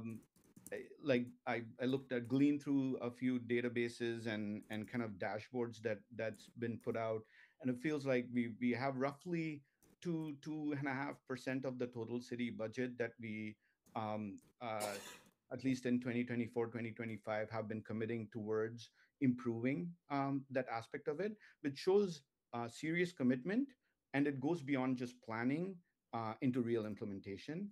I'm particularly encouraged to see a healthy mix of large-scale projects like the Central Santa Clara improvements that we're making. But beyond that, we're also investing in the infrastructure to make pedestrian zones, sidewalk repairs, and kind of crosswalk enhancements. So overall, I've been pleased with how we are trending positively, and I'm sure we have room to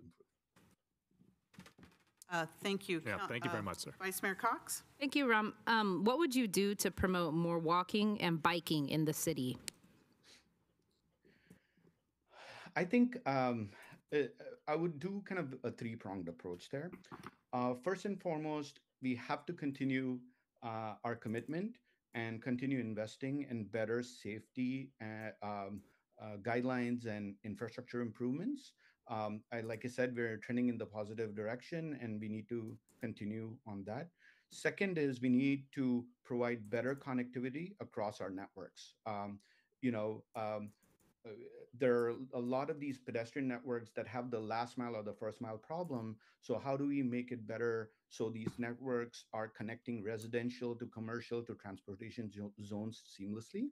And finally, there's public education. We need to invest in public education to educate the public on the benefits of it, and like kind of the strides the city has been making towards making us a pedestrian and bike friendly city. Thank you. Councilmember Gonzalez. Thank you for applying. And what would you do to promote more? Actually, sorry, we already asked that question, but what do you think of implementing Vision Zero program in the city of Santa Clara? I strongly support the Vision Zero action plan that the city has been putting together. It's at its core principle that even one traffic death is unacceptable and fatalities are preventable is the exact mindset I think our city needs with the ever increasing traffic and commercial activities in the city. I'm very encouraged that this is a funded initiative. And I know there's a study that's going to conclude later this year, but it's not just a document on the shelf. So as a committee member, I would love to fully dedicate towards advancing this plan and making sure every project we review is engineered for safety to help us reach this goal. Thank you. Thank you. And Councilmember Chahal. Thank you, Mayor. Thank you for applying, Mr. Iyengar. How would you categorize and address the challenges for elderly, expectant mothers, toddlers, and others who may not easily walk or bicycle to destinations like grocery stores, schools, restaurants, etc.? Thank you for the question. I think it's a crucial question because I truly believe that a city that's truly safe and convenient for our most vulnerable residents is safe and convenient for everyone. So kind of tackling the lowest common denominator is critical. I think, again, there is a three-pronged approach here that we could take. First is infrastructure and safety, which to me is foundational. It means ensuring every sidewalk is smooth, is wide enough, it's clear of obstructions, ADA compliant with curb ramps where necessary, and there's enough pedestrian crossing signals. Second is comfort and accessibility, and this is kind of goes beyond the basics and goes beyond the traditional. This is making sure that there are benches for elderly people on their way to the grocery store or way back home, making sure there's enough lighting across and there's shade on those hot, sunny California days. And it's about making the journey dignified and comfortable for them. And then finally, to me, like I said in my previous response, is connectivity. Folks that cannot bike or walk the entire way, we need to have seamless connections across optionality. So a bus to walk, or easy access to transportation, safe and accessible paths, and making sure we have our shared mobility programs also kind of fills the last mile, first mile. Thank you very much. So thank you. It's time for your closing statement when you're ready. Thank you. Thank you for the time and the opportunity today. I'm truly excited to have the opportunity to serve in the council on a topic that I'm very passionate about. My objective is simple. I want to apply my analytical skills, my collaborative approach, and my passion for this community to help make our city safe, accessible, and enjoyable for everyone who walks, runs, or bicycles.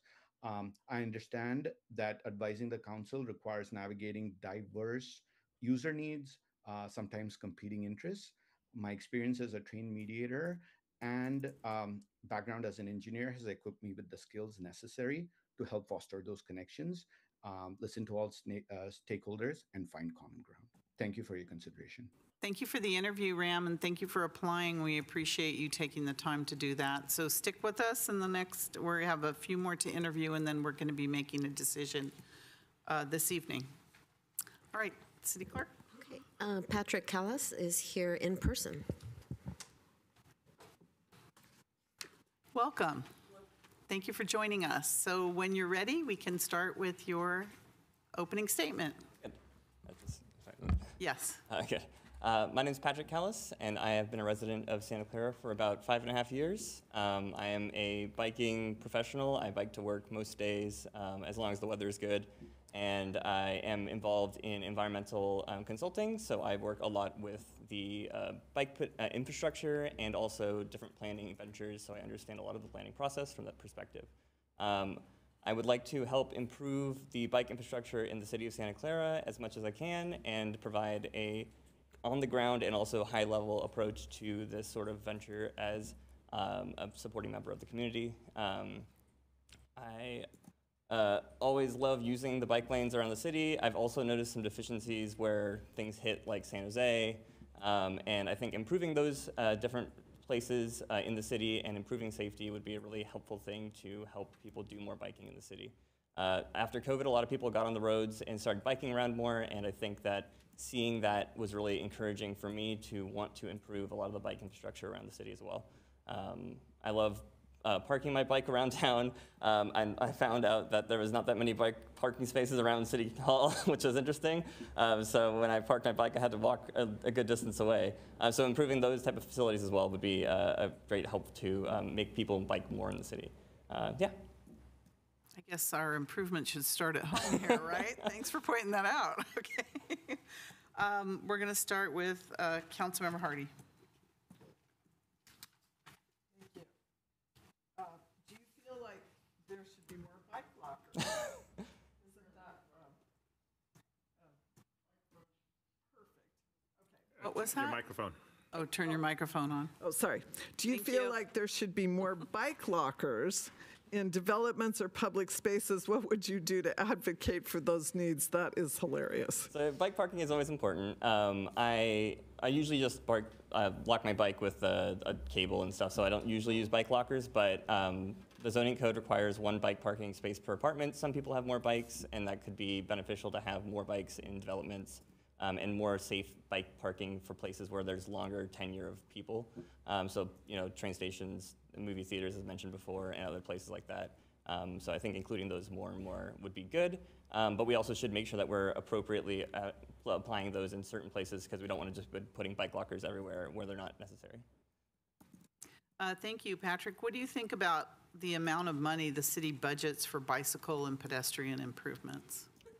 So I've reviewed the budget slightly. It's a little bit hard to track exactly what projects are giving money, but based on just a quick review of it, I noticed that there was an underfunding of the bike and pedestrian master plans, or just the projects for them. And I know that we get some money from developments and things like that, but additional funding to get some of the more important projects would be, I think, beneficial to the city. Thank you. Councilmember Park?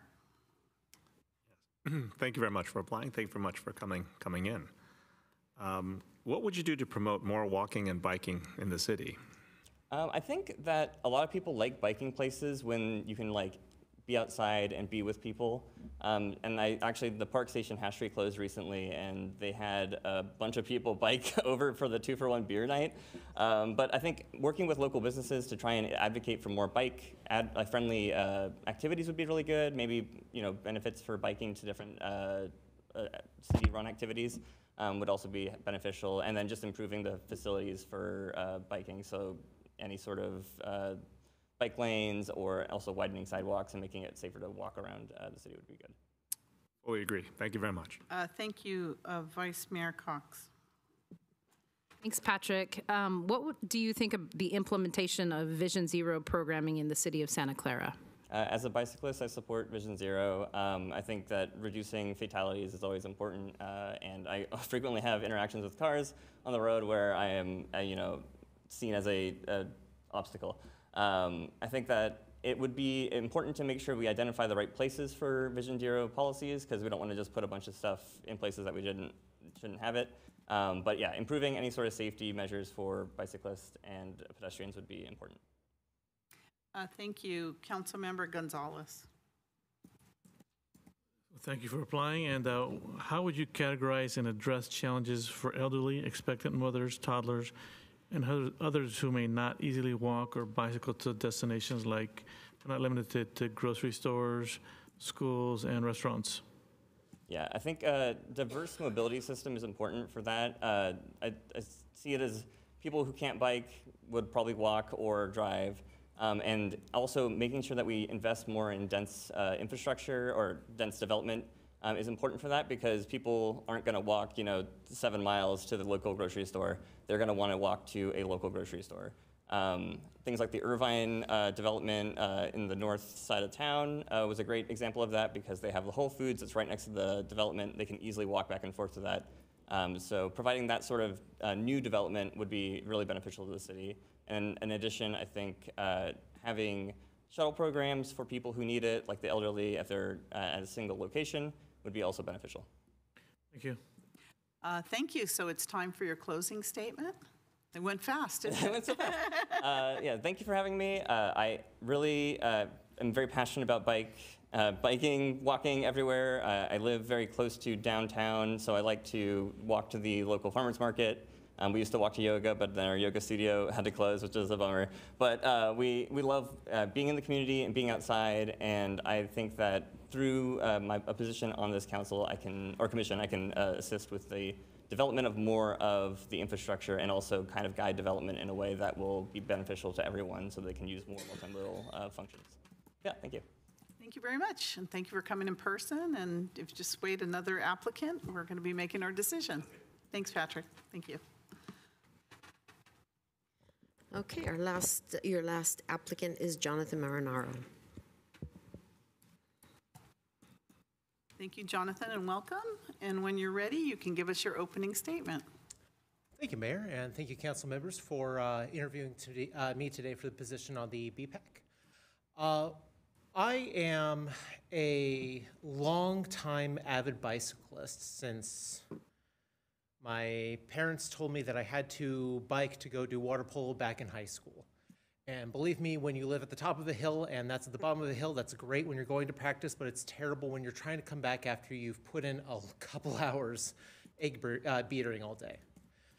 That said, I'm also a very proud member of this community. And as somebody who's gone through and lived in a number of different areas, I've seen bad bicycle and pedestrian service, and I've seen good. Traveling, I just spent a good clip over in Rome where I rode bikes everywhere, and it was fantastic. And being able to have that access and seeing people use not just bikes, but being able to walk places, how they're able to access public transportation, and how they instead evolve their use of the automobile is important. And that's what I see as kind of a problem with the current BPAC, is that a lot of it is centered around just bicycle access.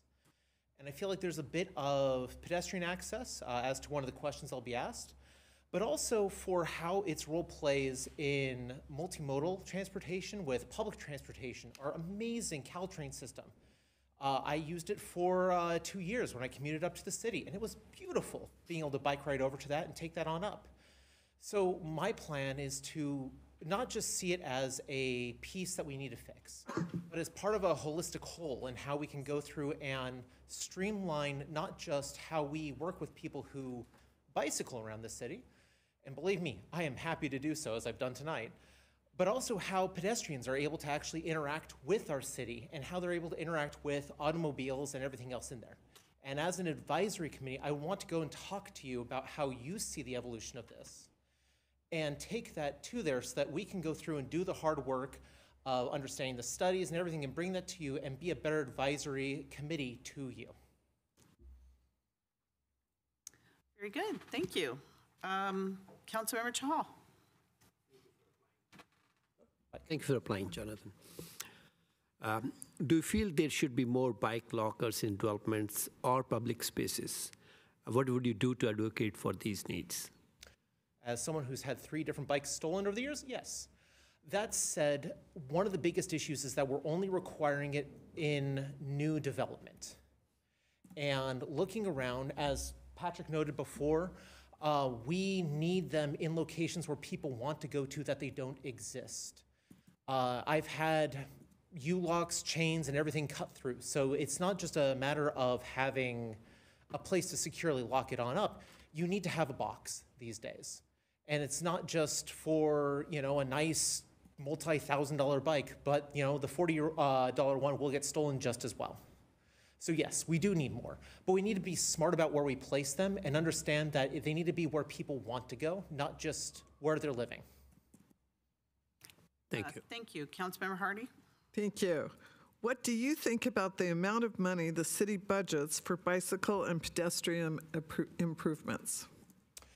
That's a tough one because I'm actually really happy with the fact that we do budget a decent amount towards this. But I feel like we need to incorporate that also into other aspects of the plan. As I was listening online, as Patrick noted, there are aspects where we can use budgets from other things towards better bicycle access, towards better pedestrian access, as we do with our facilities, as we do with our roads and such. I believe that it's a better idea to not just increase that budget, but see where other aspects of the budget have been used for this and see it, once again, I hate to use the word, but as a holistic whole. Thank you. So, Jonathan, what would you do to promote more biking and walking in Santa Clara? It's not about just making it accessible, it's making it desirable. It's the same issue we have with public transportation in the valley here, that it's available. People can take it, but people don't because it's either too expensive or it doesn't go to where they actually want to go. We need to understand bicycling as a mode of transportation for people who need to get places, not just for where they want to go on the weekend. It's actually one thing that I always love seeing our council member in District 5 do is he is always on his bike going to and from. And I love seeing everybody using that as a means of commuting. I had to commute down to Barracuda Networks for a number of years when I worked down there. And believe me, going from Santa Clara to the Riverfront Trail down there was a pain. And that's what kept me from wanting to do it. Once I was on the trail, it's great. How do we break down those barriers to make it easier for people to get places? Thank you. Councilmember Park? Yes. Thank you very much, Jonathan. Good to see you again. What do you think of implementing a Vision Zero program in the city of Santa Clara? Actually, I know the answer to this. The grand goal of Vision Zero is fantastic. I've also been knocked off my bike. The infamous Race and Alameda intersection has a couple fond memories of me going from there to the hospital. But what I want to do is understand where it's coming from, because a lot of it tends to be very anti-car instead of just promotion of bicycle and pedestrian safety. There's a lot in restricting on one side versus understanding what's needed on the other. We saw this actually with the Valencia project up in San Francisco being a technical success, and yet nobody wanted it because now you're biking down the center of one of the most congested thoroughfares in the city.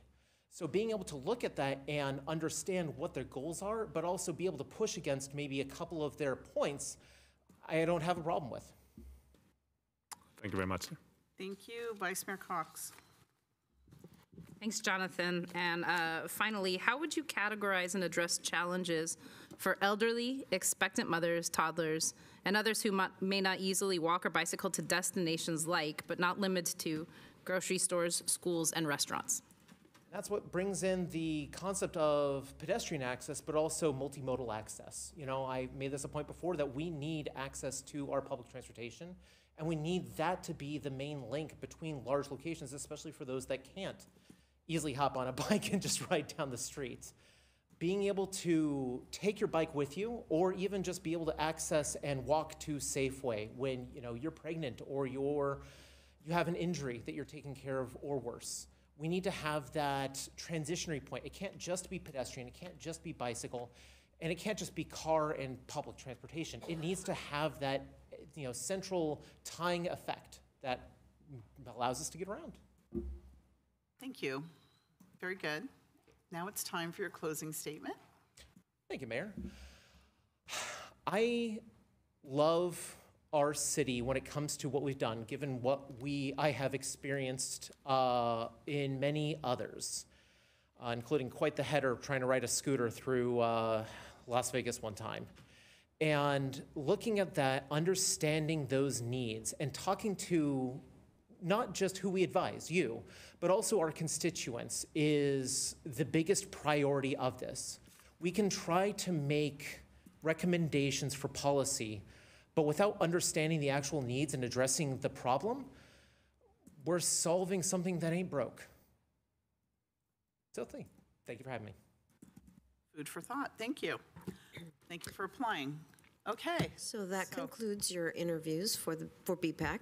And as you recall, you will be appointing for one partial term ending 2027, a second partial term ending 2028, and one full term ending 2029. So we're going to be selecting 3. Yes. And the partial term ending 27 is or 28, no, let's see, 28 is the longest term. 27 is the second longest, and 29 is the third, correct? All right, so we need to select 3. I'm going to ask the council if we all pick 3, and then we take the top 3 of whoever. Are you prepared for that, City Clerk? Tough choices, really, again. But this is great. We have some really great candidates and applicants. I'll tell you, this time around, it's phenomenal. So it's tough. So let's give everyone just a couple minutes to look and decide.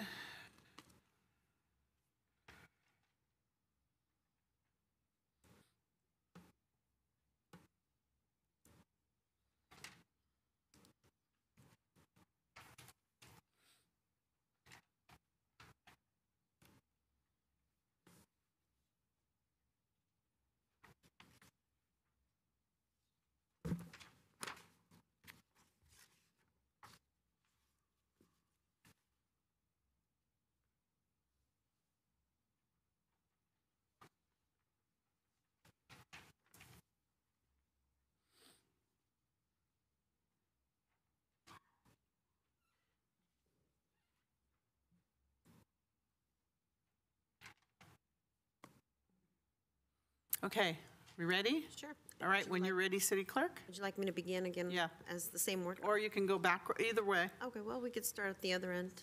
Okay. We can start with Vice Mayor Cox. Can you turn on your microphone, please? Yes, I'm struggling with last names. My 3. First names are fine. Okay. Vernon, sure. Ram and Jonathan. Thank you. Councilmember Park.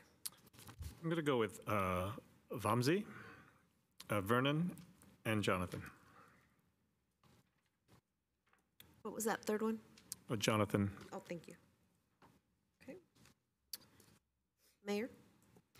I'm going to go with Vernon, Patrick, and Jonathan.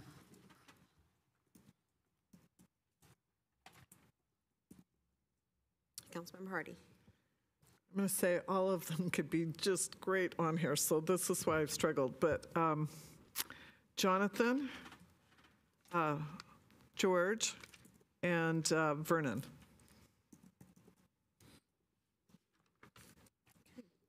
Councilmember Shahal. I'll go with Vernon, Ram, and Jonathan.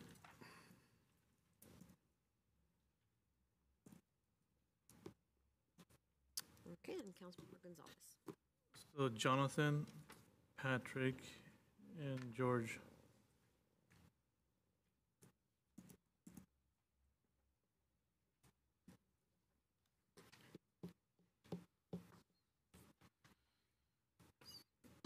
I'm going to take an educated guess that Jonathan made it. That's correct. Jonathan was the highest vote getter with 6 votes. What was that? How many? With 6. Okay. Vern with 5. And then we have Patrick with 2, Ram with 2, and George with 2, and Vamsi with 1. So we need to go back with the 3 that had 2, and everybody pick one person. Who were the 3? So the 3 that had 2, that was George, Ram, and Patrick. All right. Of those 3, everybody gets one vote. Okay. Councilmember Gonzalez? George. Councilmember Shahal? Ram? Councilmember Hardy? George? Mayor? Patrick? Councilmember Park?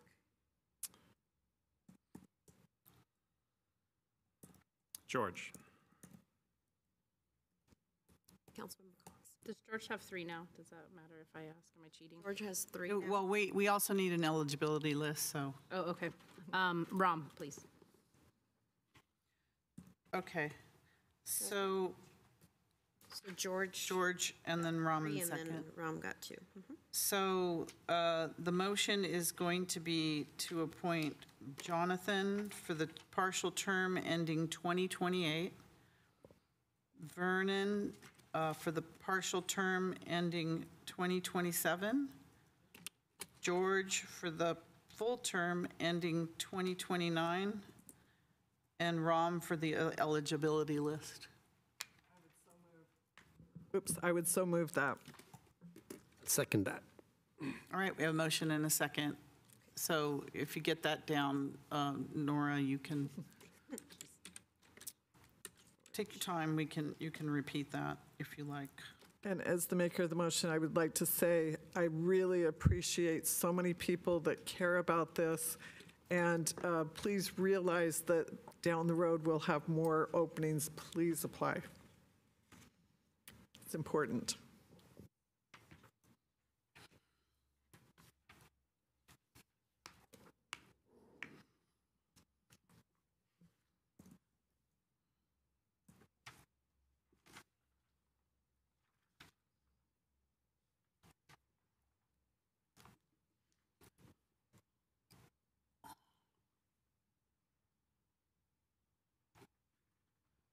'28, '27,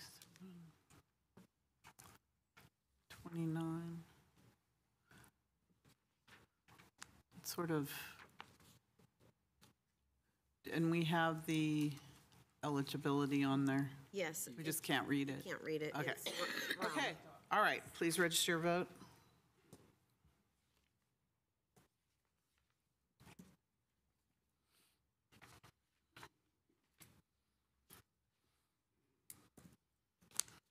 And that passes unanimously with those present. Thank you. Congratulations to those who were appointed.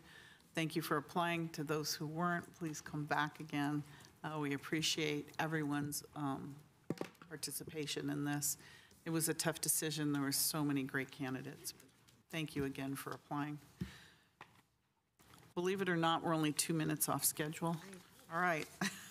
We're going to move now to our last appointment, which is action to conduct applicant interviews and appoint 2 applicants to the Cultural Commission to serve 1 partial term ending June 30th, 2028, and 1 full term ending June 30th, 2029. So the partial term is the longer term.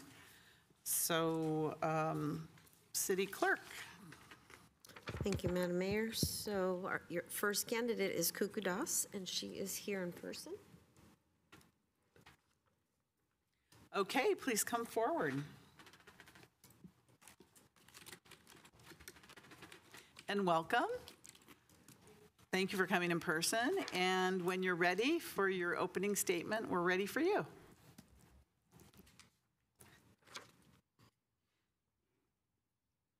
Good evening, Madam Mayor and Council members. My name is Kuku Das, and I'm excited to be here today discussing my interest in serving on the Cultural Commission. I'm an immigrant from India and came to this land of opportunity more than 3 decades ago. I have spent most of my life in Santa Clara, which is a melting pot for immigrants from all over the world.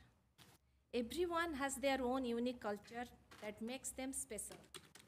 In the year 2000, I co-founded a non-profit organization called International Gurukul, fondly known as iGurukul, to promote and propagate language and culture. In India, there is a belief, Vasudhaiva Kutumbakam, which means the world is one large family. We introduced the concept of celebrating multi-ethnic culture through an event every year called the International Cultural Extravaganza, where we showcase dance and music performances through many different ethnic groups. This year, we celebrated 25 years of our journey. Professionally, I'm an educator and entrepreneur. I left my teaching job in a reputed private school in Bay Area and started an after-school learning center for local public school elementary students. My mission is to enhance their academic and social skills. Parallelly, I have also served my community by taking up leadership roles in several organizations. It includes serving as the president of the 56-year-old North American organization OSA, the Odisha Society of the Americas, and Santa Clara Sweet Talkers, a Toastmasters International Club.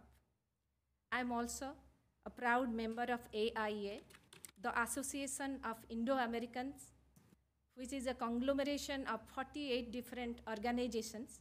We conduct 4 major events every year, which draw thousands of people to each event. With more than 3 decades of experience in community management and leadership, I have developed a deep understanding of the importance of preserving and promoting cultural heritage. As a community volunteer and leader, I am passionate about contributing to the Commission's mission to showcase and preserving Santa Clara's rich and diverse cultural heritage. Synergy and empowerment is my mantra. I am confident that my skills and my experience, being inclusive and working with diverse ethnic backgrounds, will enable me to make a valuable contribution to Commission's work. Thank you. Thank you. Thank you very much for that. So we have some questions for you, which I hope you received ahead of time, but we're going to start with Councilmember Gonzalez. First, let me start with thanking you for applying. So what is your favorite activity sponsored by the Cultural Commission, and why is it your favorite? Thank you, sir. Thanks for a great question. I'm living here in this city for 30 years. Each of the event happen here is my favorite, but I like definitely art and wine festival and tree lighting. And of course, I used to take my kids to the Halloween parties. And why? Because these are all, this includes family and it's community also. So I love them because of that. Thank you. Thank you. Councilmember Chahal? Thank you, Mayor. Thank you for applying, Ms. Das. I had a colleague in my previous job whose name was Kuhu Das, from Odisha also. Okay. Many cities have walking tours for tourists. Do you have thoughts about adding some for Santa Clara? Actually, walking tours always add value to cities. But being such a big city we are, Santa Clara City, I think we can add more, both walking tour and bus tours. I live very close to Levi Stadium. I see a lot of tours while taking my morning walk. So it's good. Thank you. Thank you. Councilmember Hardy. Yes, thank you. What are your thoughts about the state of public art in Santa Clara? I must admit that the addition of this public, the art we had included in past few years is definitely adding values. Mostly those ugly utility boxes, and but I was thinking that if we could add more ethnic art or surrounding the community it's around, it would be better. But to my surprise, it's already added couple of weeks back. So yes, I love those.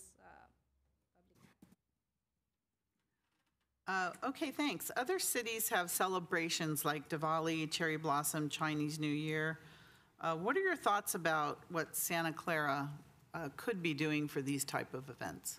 Madam Mayor, I am very proud to be part of this beautiful city.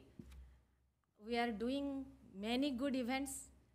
If I could, I would add, I would do more publicities to those events to have more participants. Many times we have so many good events, but hardly people know.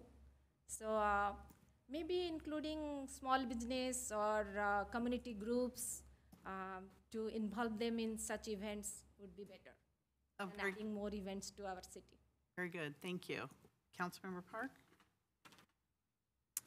Thank you very much for applying. Thank you very much for coming. Do you think we have enough community events?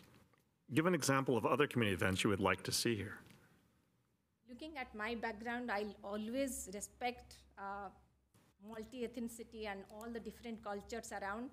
So maybe a cultural exchange event would add more value to it, and where people will, the way I love my culture, I want to know about others also. So it would give us a better opportunity by adding a cultural exchange or ethnic festival kind of event. Yeah, I'm just curious if you know about our Sister Cities program. Maybe we'll talk about that later. Thank you. Thank you. So it's time now for your closing statement when you're ready. Thank you for the opportunity to discuss my qualifications and passion for serving on the Cultural Commission. I'm excited about the potential to contribute to the community and look forward to the opportunity to serve. It's definitely one of my passion, and finally, after living here 34 years, I thought this is my time to giving back to my community. Thank you. Thank you so much for applying and being here in person. We all appreciate it. Thank you. So we're going to be making a decision right after we interview the last applicant. So you're welcome to stay. All right, City Clerk. Okay, your next applicant is Vamsi, and he's online. Hey, all. Hello. Nice to see you guys again. Hello. We see you again. You're back. Hello. Hello. When you're ready, we can take your opening statement. Oh, sure. Yeah, I think I'm ready. Hi all, I'm Vamsi. I am not like an artist or anything, but I do appreciate art when I see it in public. And my motivation, I guess, is to be more involved in the civic government. And that's my primary reason of getting involved. And yeah, that's really, I don't have much of an opening statement. I didn't, to be honest, I didn't even know I had to make an opening statement, sorry. Oh, no, that's okay. That's okay. Sorry, that's all. Thank you. We're going to start with our questions with Vice Mayor Cox. Hello again. Am I on? Yeah. What's your favorite activity sponsored by the Cultural Commission, and why is it your favorite? I like the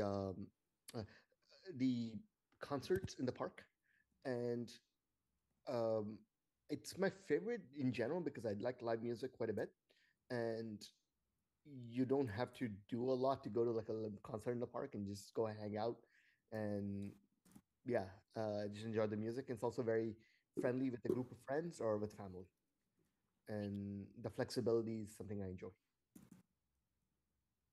Okay, thank you. Councilmember Gonzalez. All right.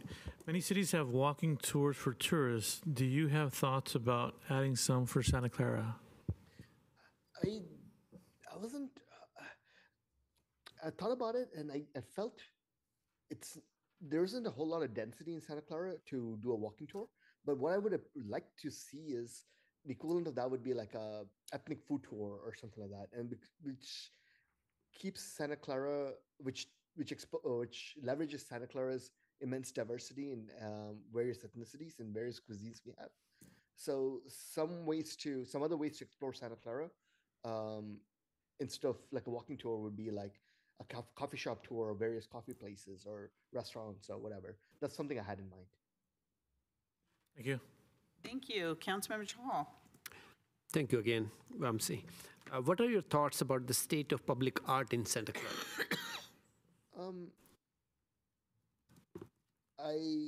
To be honest, before this, I didn't even know we had much public art, so I had to Google it up. And then there was actually one close to where I live, and I walked past it and barely ever noticed it. And so I was looking at the other ones, and I think it's quite impressive. Like we have a bunch of murals everywhere, statues and metalworks, and I was quite impressed. I just didn't know much about it even existing before. Thank you. Thank you. Councilmember Hardy? Yes, other cities have celebrations for Diwali, cherry blossom, Chinese New Year. What are your thoughts about what Santa Clara is doing in this regard?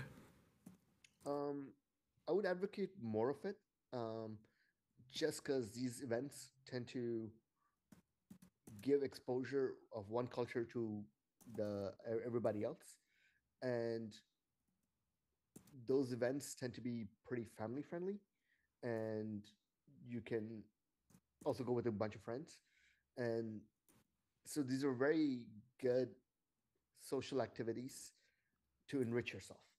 And so I'm an advocate of increasing it.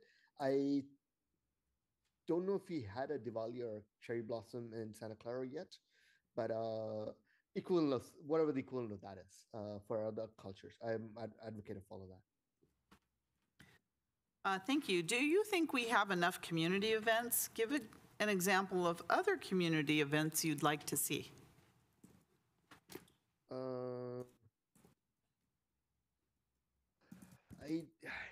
I guess I haven't been to very many cultural events in Santa Clara, but I've been to like farmers markets and stuff like that. But I would like to see more things like cherry blossoms or Diwali or Ramadan or anything else, or Chinese New Year. Yeah, that's all. Sorry, I don't have anything more for it. Thank you. So it's time again for your closing statement. So when you're ready, you can give it to us. Yeah, sorry, I wasn't even sure if I had to give a closing statement. Yes, you can. Yeah. Yeah, I'm just a person who wants to enrich the lives of people in Santa Clara and enrich myself. And that's my primary motivation of trying to be part of this commission, and hope to get an opportunity if I don't. All right, thanks guys, that's all. Thank you, and thanks for applying for this commission as well. If you'd like to keep tuning in, we're going to be making a decision at the end of the interview process here. All right, thank you so much. Nice to see you again. So the next applicant, Madam Mayor, it was Aisha Othman, and we were notified a few minutes ago that she will not be participating. And then our last two, well, their time slot's not here yet. We're a little ahead of schedule. Yeah, Are we've any reached here? out to them, and they're not here yet, but if they're both in person. Council would like to maybe perhaps take a 10-minute break. Okay. We can't finish when they're not here. They're coming? Yes, they have confirmed. Oh, sorry, they're both in person. Yes, they confirmed in person, but they're not here yet.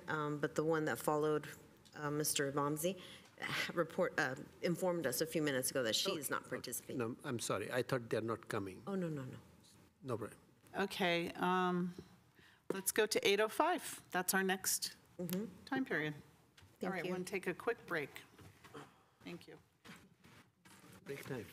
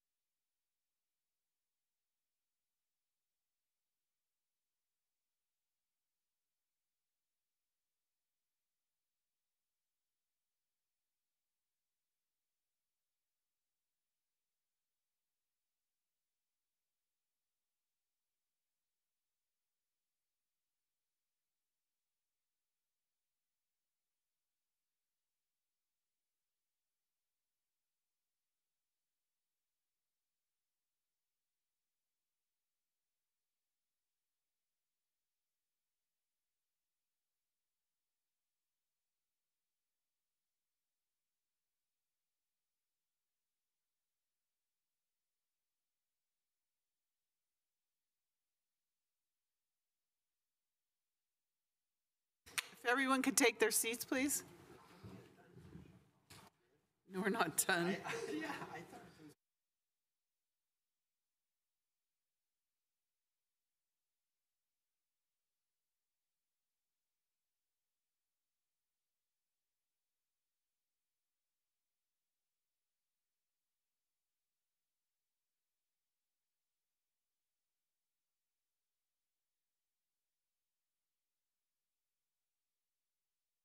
Thank you, Madam Mayor. So we are back, and your next applicant is Charles Pontius, and he is here in person.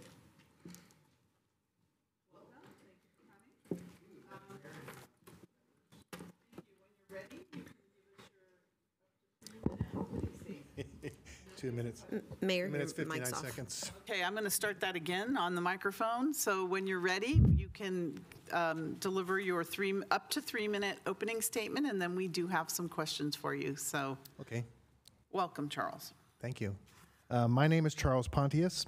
I've lived in Santa Clara since 2006.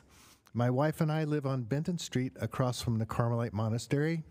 And you may have seen my house. I was the District 5 Holiday Home Decoration Contest winner last year. Congratulations. Thank you.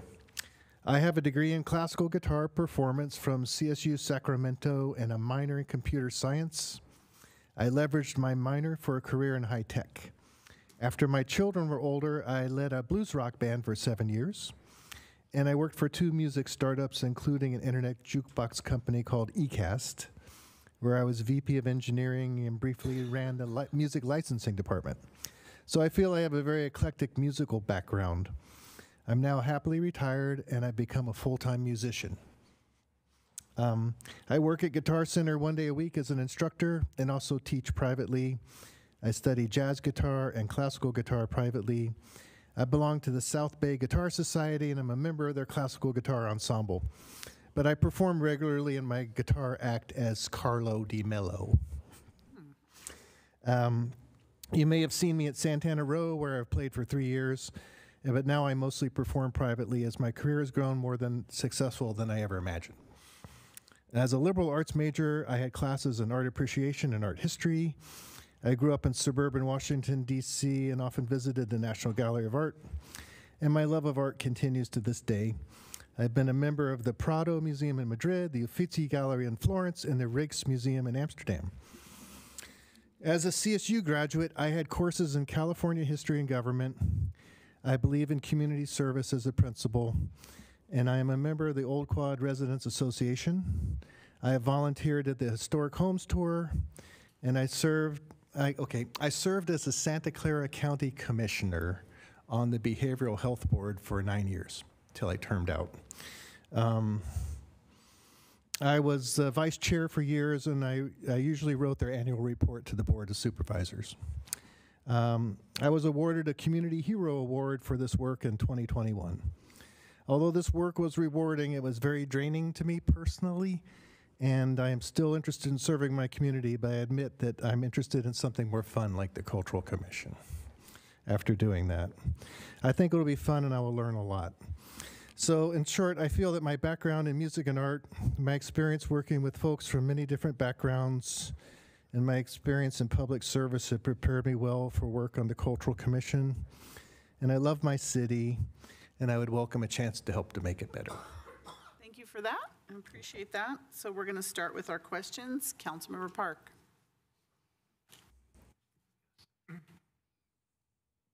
Thank you very much for coming, and thank you for showing up in public.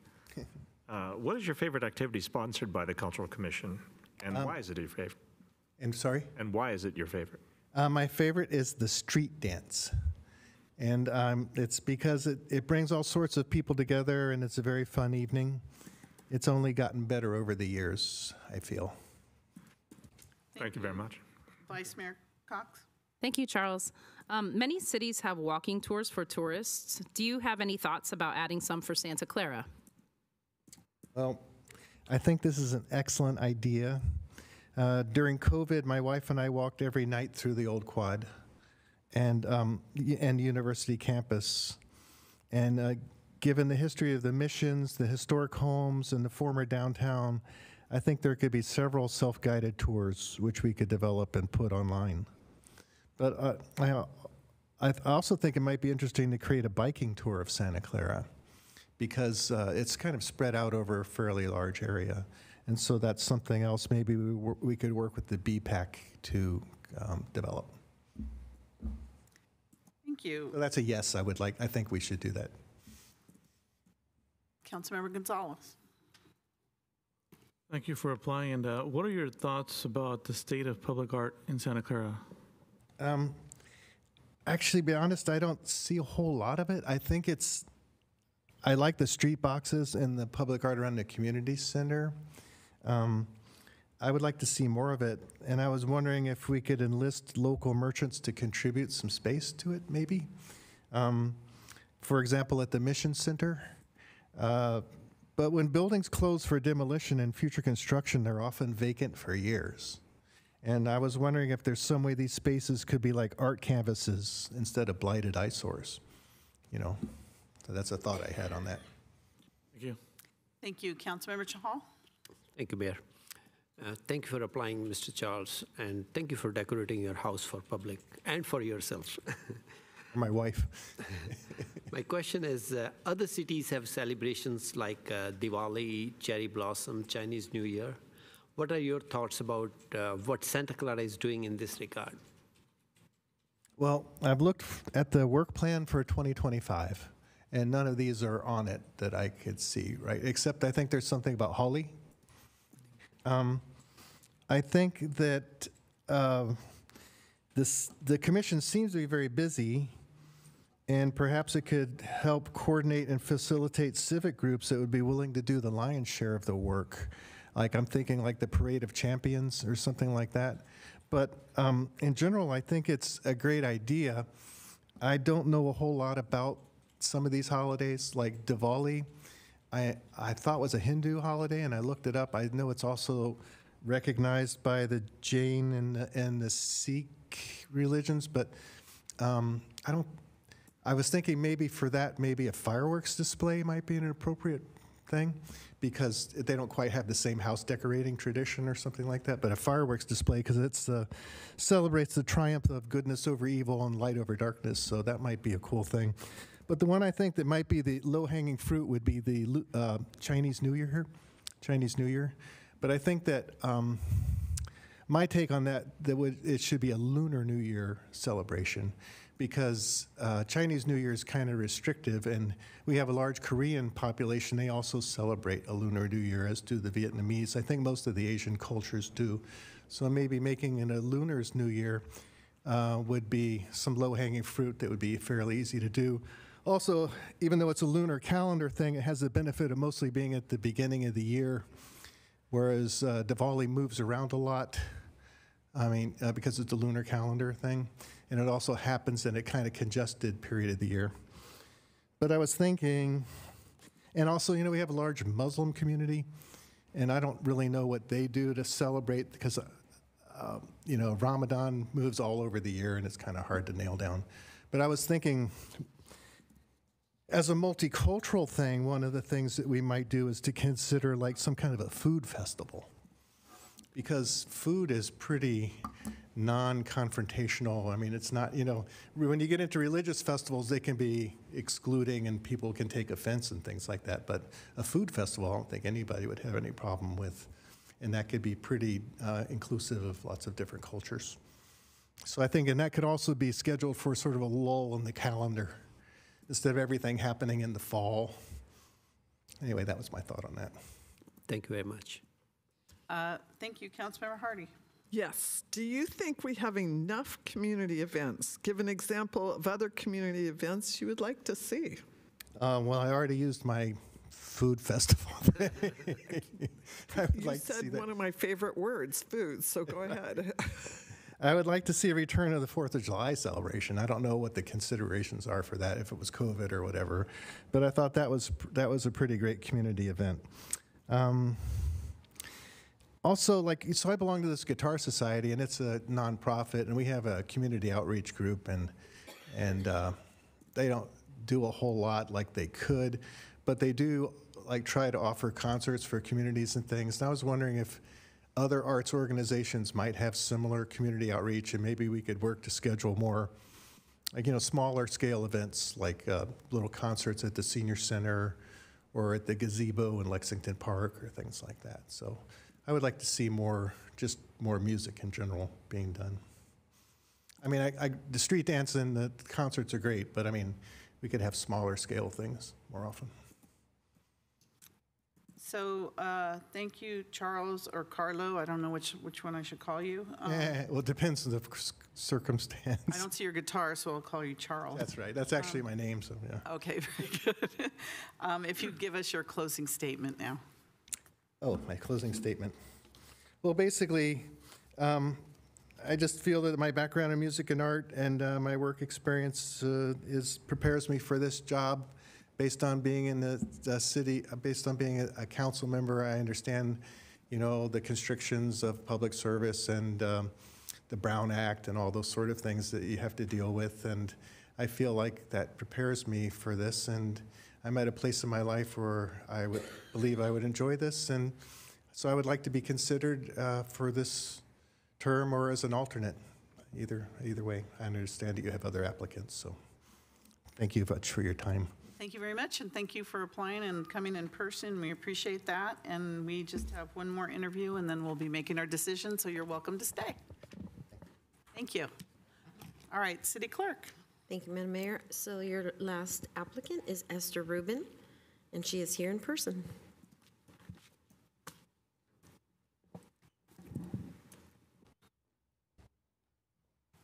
Welcome, Esther. Thank you for coming. We are ready to hear your opening statement when you're ready. Thank you. Can you speak just in the microphone? Just pull it over. Yeah. Okay. So everyone Thank you very can much. speak you. Thank you. So if I remember correctly, the first question, I have 3 minutes. Is that right? Yeah. Opening statement up to 3 minutes, right? And then we have about 5 questions for you. All right. I just realized today is my second time in this building. Last time I came here for your swearing in a few years ago. Oh. I feel very privileged to be here, and I will summarize my story in a very quick nutshell, so you get an idea of who I am. So I actually grew up in a very remote country town in northern China. My parents were farmers. So I was a farm girl to start with, and I had teachers who told me I could go very far. So I made my way to college and became fluent in English. I majored in English for my college. That's my first degree. And then I went to the University of Sydney in Australia, and I majored in cross-cultural communication. So that was my first master's degree, and then I studied linguistics. I ended up doing a doctorate in another major university in Sydney. It's called Macquarie University. And my research is actually in the field of intercultural communication. And that's why when I saw this opportunity popping up in my email, I thought, oh, maybe this is something I should give it a shot and see if there is an opportunity for me to contribute to my community. So basically, I lived for about 7 years in Australia, and I moved here in 2016. So this is my third hometown in some ways. I became a citizen earlier this year, and Santa Clara is kind of my first American home, and Esther Rubin is my official English name now. I actually live near the Levi's Stadium. I've been enjoying the beautiful parks. I worked for Silicon Valley Community Foundation for a couple of years, and then I went to start my own company. Right now I'm doing some marketing work. I have my own marketing company. So that's another thing I would like to share outside of my academic background. I have marketing skills. I would love to help promote events and like the music concerts or anything that's fun. I can help to promote it in like social media, or I can help to produce like high quality educational videos to showcase what we have in Silicon Valley. In Santa Clara, we are at the heart of Silicon Valley. I wanted to help the city to project, its image at a global stage. I'm so fortunate I have had the opportunity to live in a world-class city in Sydney. Also, I have traveled to about 15 countries, mostly with research funding. So I hope to contribute. So thank you. Thank you, Esther. Appreciate that. Perfect timing. So we have 5 questions for you, and I'm going to start with the first question. What is your favorite activity sponsored by the Cultural Commission, and why is it your favorite? So as I mentioned, I moved to Silicon Valley in 2019. So based on my limited time here, I have been exploring, and I have this fresh eyes to appreciate everything from the weather to the music concerts, or I may bump into like a movie night at the River Oak Park, I think, at the near the Northside Library, I think. Sometimes I'm not so good at tracking events. I often feel it's such a shame I may miss an event. Sometimes I bump into an event, it's already at the end of it.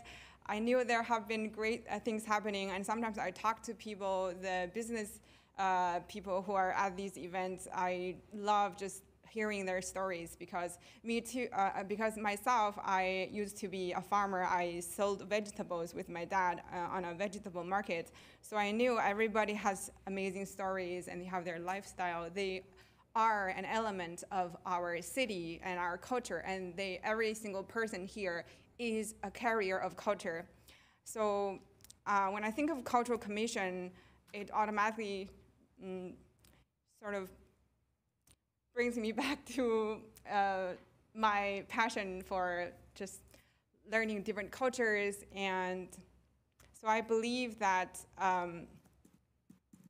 hopefully I'm still staying on topic. I haven't really explored everything yet, but I would say the music summer concerts are so far my favorite, but I believe if I'm exposed to other things, I'm sure I will enjoy them as well.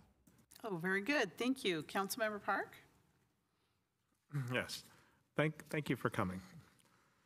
Many cities have walking tours for tourists. Do you have any thoughts about adding some for Santa Clara? So I often think from a pragmatic perspective. I would like to learn, first of all, like what are resources? What do we have as resources? What budget do we have? For example, I live across from Uli Stack Park, the natural area. I noticed on the Santa Clara side, the road for walking has not been paved. The San Jose side, on the other side of the Guadalupe River, looks more smooth. I've been wondering, are we short of budget? We are not a huge city, so I often think about. Based on reality, like what do we have? Where do we want to go? Do we have, I don't know how things work here. Maybe we make a 5-year plan and we can add towards, if it requires a budget, if we have the budget, then we can work from there. So I definitely think there are hiking trails right in front of my door at the Guadalupe, near the Guadalupe River, and I see people hiking there or biking all the time. And I go to also other places too. Maybe we could also collaborate with other cities, since San Jose City and the cities nearby. We could collaborate with them as well. Like for example, Alviso, Marina County Park. I think that's the correct name. That's also another area people go hiking. So, yeah, I actually feel that it's based on our resources. Thank you very much. Without money or budget, it's hard to do anything. Thank you. Vice Mayor Cox? Thank you. What are your thoughts about the state of public art in Santa Clara? Oops. So I will have to be that honest. I have not explored everything here, but I am naturally very into arts, and I think because I studied communication, I think whether it's art or sculpture or music or dance or festivals, they're all a form of expression. So they're all communicating something.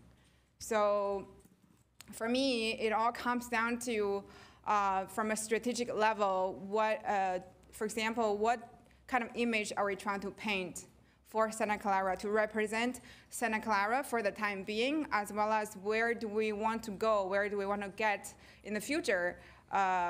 and then we can go from there. So we can set a strategic goal, and then we can see maybe every sculpture or art display even on the wall. I think they're called mural art, and they can all tie together with a systematic theme, or everything can be connected for a meaning. We could create different themes for different years or different seasons, and we could even rotate, depending on what's happening in Silicon Valley. So ultimately, I believe the people who live here need to be our grounding point. How do we make those decisions? It's based on the current residents, who they are, and yeah, that's achievable because ultimately it comes down to who are the human beings here that we have to achieve goals. Thank you. Councilmember Gonzalez? Thank you for applying.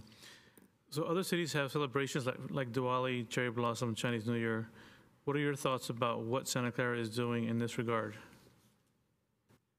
Sorry, could you please repeat your question? I'm not hearing every word. Maybe I'm a little far away from you. No, it's okay. So other cities have celebrations like Diwali, Cherry Blossom, Chinese New Year. What are your thoughts about what Santa Clara is doing in this regard? Okay, so thank you for the question. People say I'm exotically Chinese, but I also think I'm extremely, I'm pretty westernized and very open-minded. I have a type 2 growth mindset, always open for new ideas and innovation and adventures. So those things basically impact how I answer this question. So if the city needs me to play a role of using my Asian background to come up with ideas to specifically highlight, Asian festivals, I would definitely be able to be very creative in creating like a festival, like either is a Lunar New Year or a joint celebration between different Asian ethnicities, like Korean or Chinese or Thai, Vietnamese. We share a lot of ties.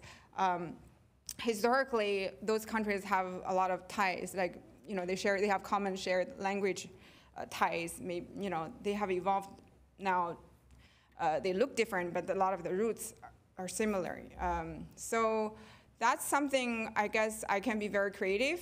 However, I don't think, usually I don't think like that. Like, I don't think like we should copy what other cities are doing. For example, if the city of San Jose are doing great things, or even San Francisco, or even Sydney, like we can borrow ideas and learn from them and open our eyes and see what is working. But meanwhile, I don't think it's a good idea to be a copycat, to copy things without carefully evaluating how we use our resources, and does it make sense for us? Because again, I don't have all the information about who lives in Santa Clara, where we are, what are the priorities, in the city for development, or zoning.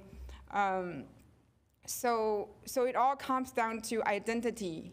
For example, how as a city, who we are, who we are as a city in California, in North America, and also on a global stage. Where do we stand, and where do we align?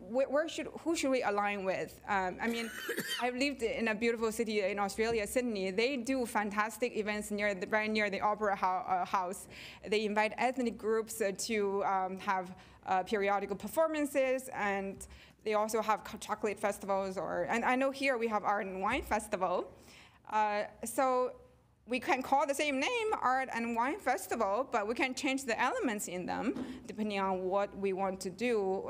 If we think some minority groups or ethnic groups are overlooked, we can strategically highlight their presence by installing or encouraging them to show up at those local festivals, Art and Wine Festival, or even at the, there is a Mexican Heritage Center, right, somewhere here.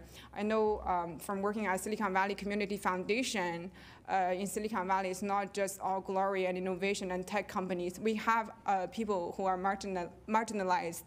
We have a lot of poor families who have 15 or more people living under the same roof.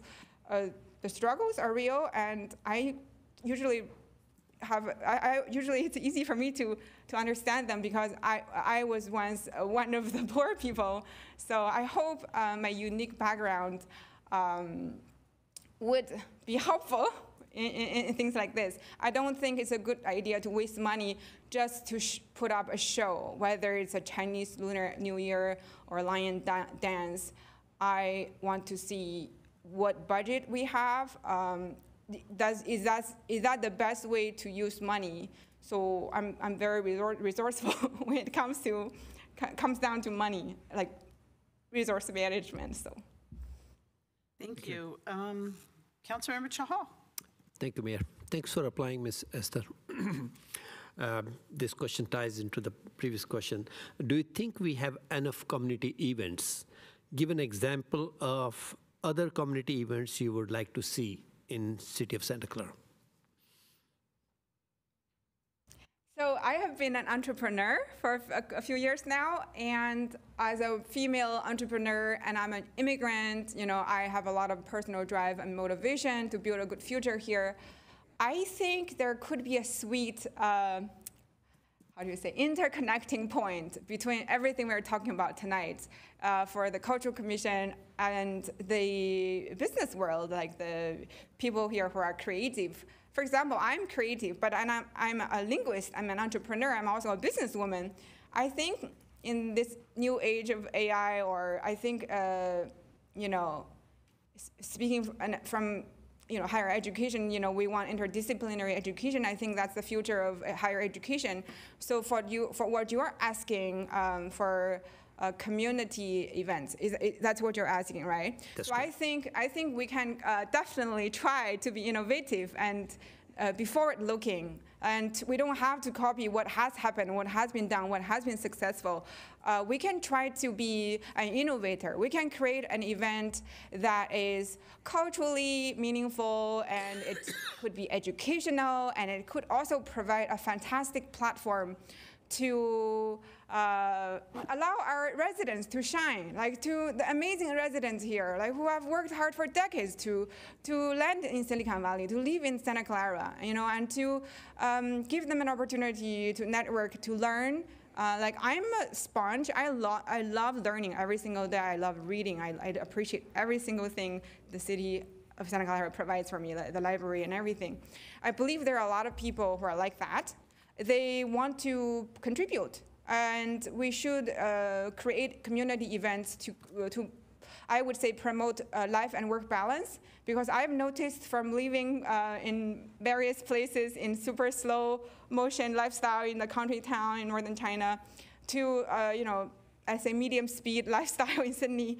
And then Silicon Valley is a very, very, very fast-paced place. And I'm seriously worried people's health, people are sacrificing their health for maybe chasing their career.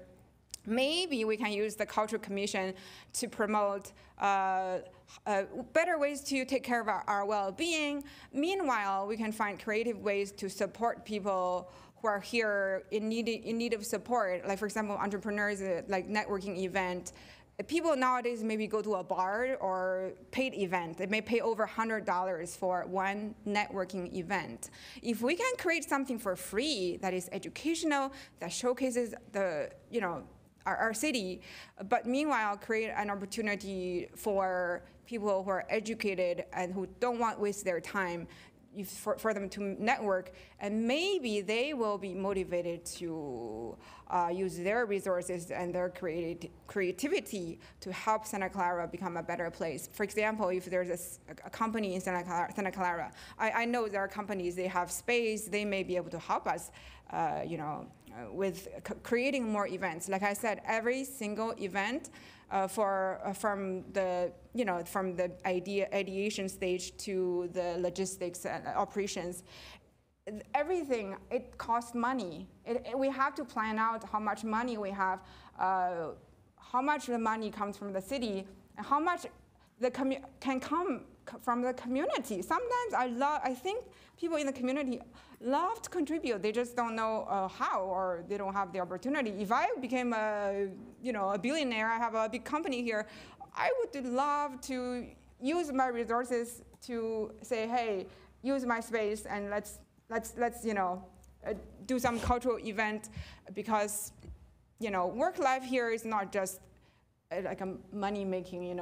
People need some nourishment, wherever they come from. Yeah. Okay. Cultural. Thank you so much. So I think now's the time for your closing statement. Thanks. Again, as you noticed, I don't have any notebook to read today, and I don't have anything written. I just speak from my heart, and I often feel inspired by by meeting people, like the individuals I meet here in America, more broadly speaking, and also locally. I just feel very, very grateful to be here, and I feel extremely thankful that I have the ability now to speak English fluently, to express my ideas, and also to promote education and cultural education. And I would love to, for as long as I live here, I would love to try everything to live my life to the full and to enjoy what I have in the city, what others provide to me, but also to contribute to the best of my ability to my community, whether as a volunteer, whether I have a title on the Cultural Commission or not. So, thank you, Esther. Thank you so much. We are now going to be making our presentation, so thank you for applying and coming in person. I appreciate that. Thanks. Sorry. Okay. So that concludes the interviews for this evening. Just as a reminder, you will be filling one partial term ending 2028 and one full term ending 2029. And also a eligibility position. Sure, if the council. Yes, in case there's a vacancy. Yes. Couldn't think of the word. Thank you. All right, so is it 2 votes, or do you want 3 votes, council? What do you want? 3. 3 votes. We have 3 candidates. Well, 3 positions, including the eligibility. We need to pick 3. Okay, so let's pick 3. We're going to make 3 choices. Well, there's going to be 2 positions and an eligibility list person. There are only 4 candidates. 1, 2, 3, 4. Okay. Let's go. 3. Okay. Oh, I think Councilmember Park. There are We know. voting methodology for a number. I know.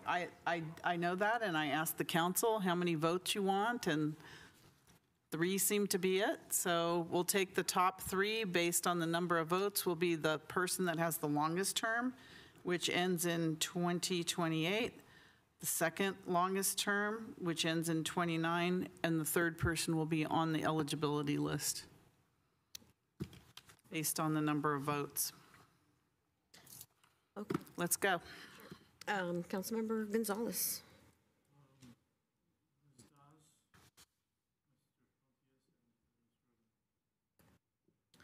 Councilmember Shahal. Kukudas, Charles, and Esther. Councilmember Hardy. Kukudas, Charles, and Esther. Mayor. Same, Kukudas, Charles, and Esther. Councilmember Park. Vamsi, Charles, and Kukudas. Vamsi, Charles, and who was the last one? Kukudas. Thank you. And Vice Mayor Cox. Yeah, in order, Kuku, Charles, and Esther. Okay.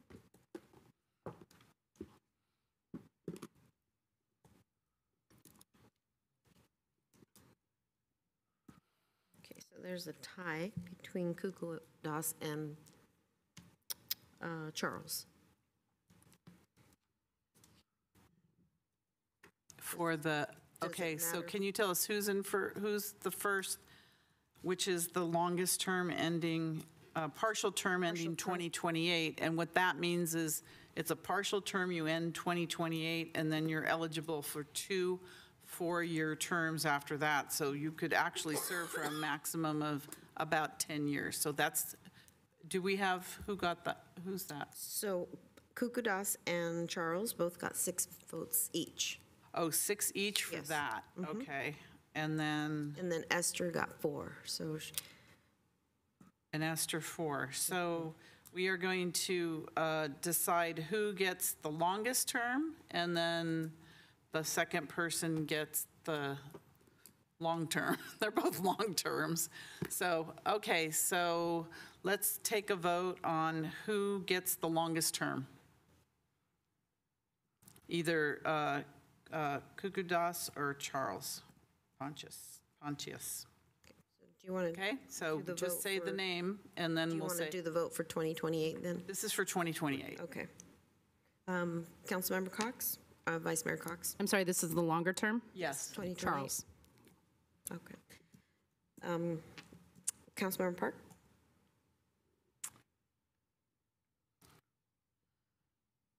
Charles. Mayor. Cuckoo. Charles.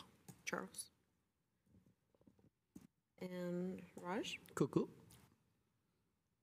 Councilmember. Who does? And we're tied again. Okay, so. They can decide. Can we flip a coin? Let Cuckoo do it. Okay. Is that what you're, okay. It's 8 years versus 10 years. All right. All right. None of And us just as may. a All right, reminder, so and just, yes. may I, Madam Mayor, as a reminder, they may serve that first 2 terms, they may resign, and, they do have to have a good attendance record and all these other things, so. Well, there's the rules and you mean there's Right. rules and regulations? Yeah. Is that what you're trying to say? All right. I don't want them to think it's like an automatic, So may I have a motion for Cuckoo Das for the partial term ending June 30th, 2028, Charles Pontius for the serving 1 full term ending June 30th, 2029, and Esther Rubin for the eligibility list. And what that means is if we have a vacancy or someone leaves, that you don't have to re-interview, you will automatically be put in. Is there a motion for that? I'll make a motion. Kukudas for term ending 2028, Charles for full term ending 2029, and Esther for, what do you call it? Eligibility. Eligibility. Second. Okay, we have a motion second. Please register your vote.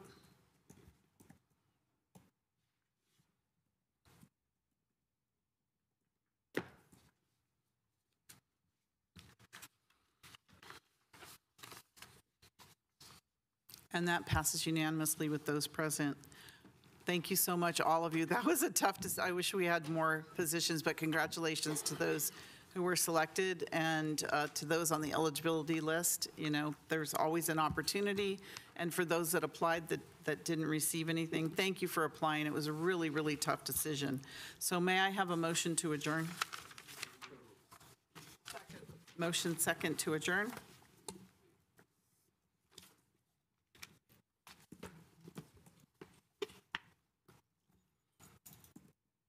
Please register your vote.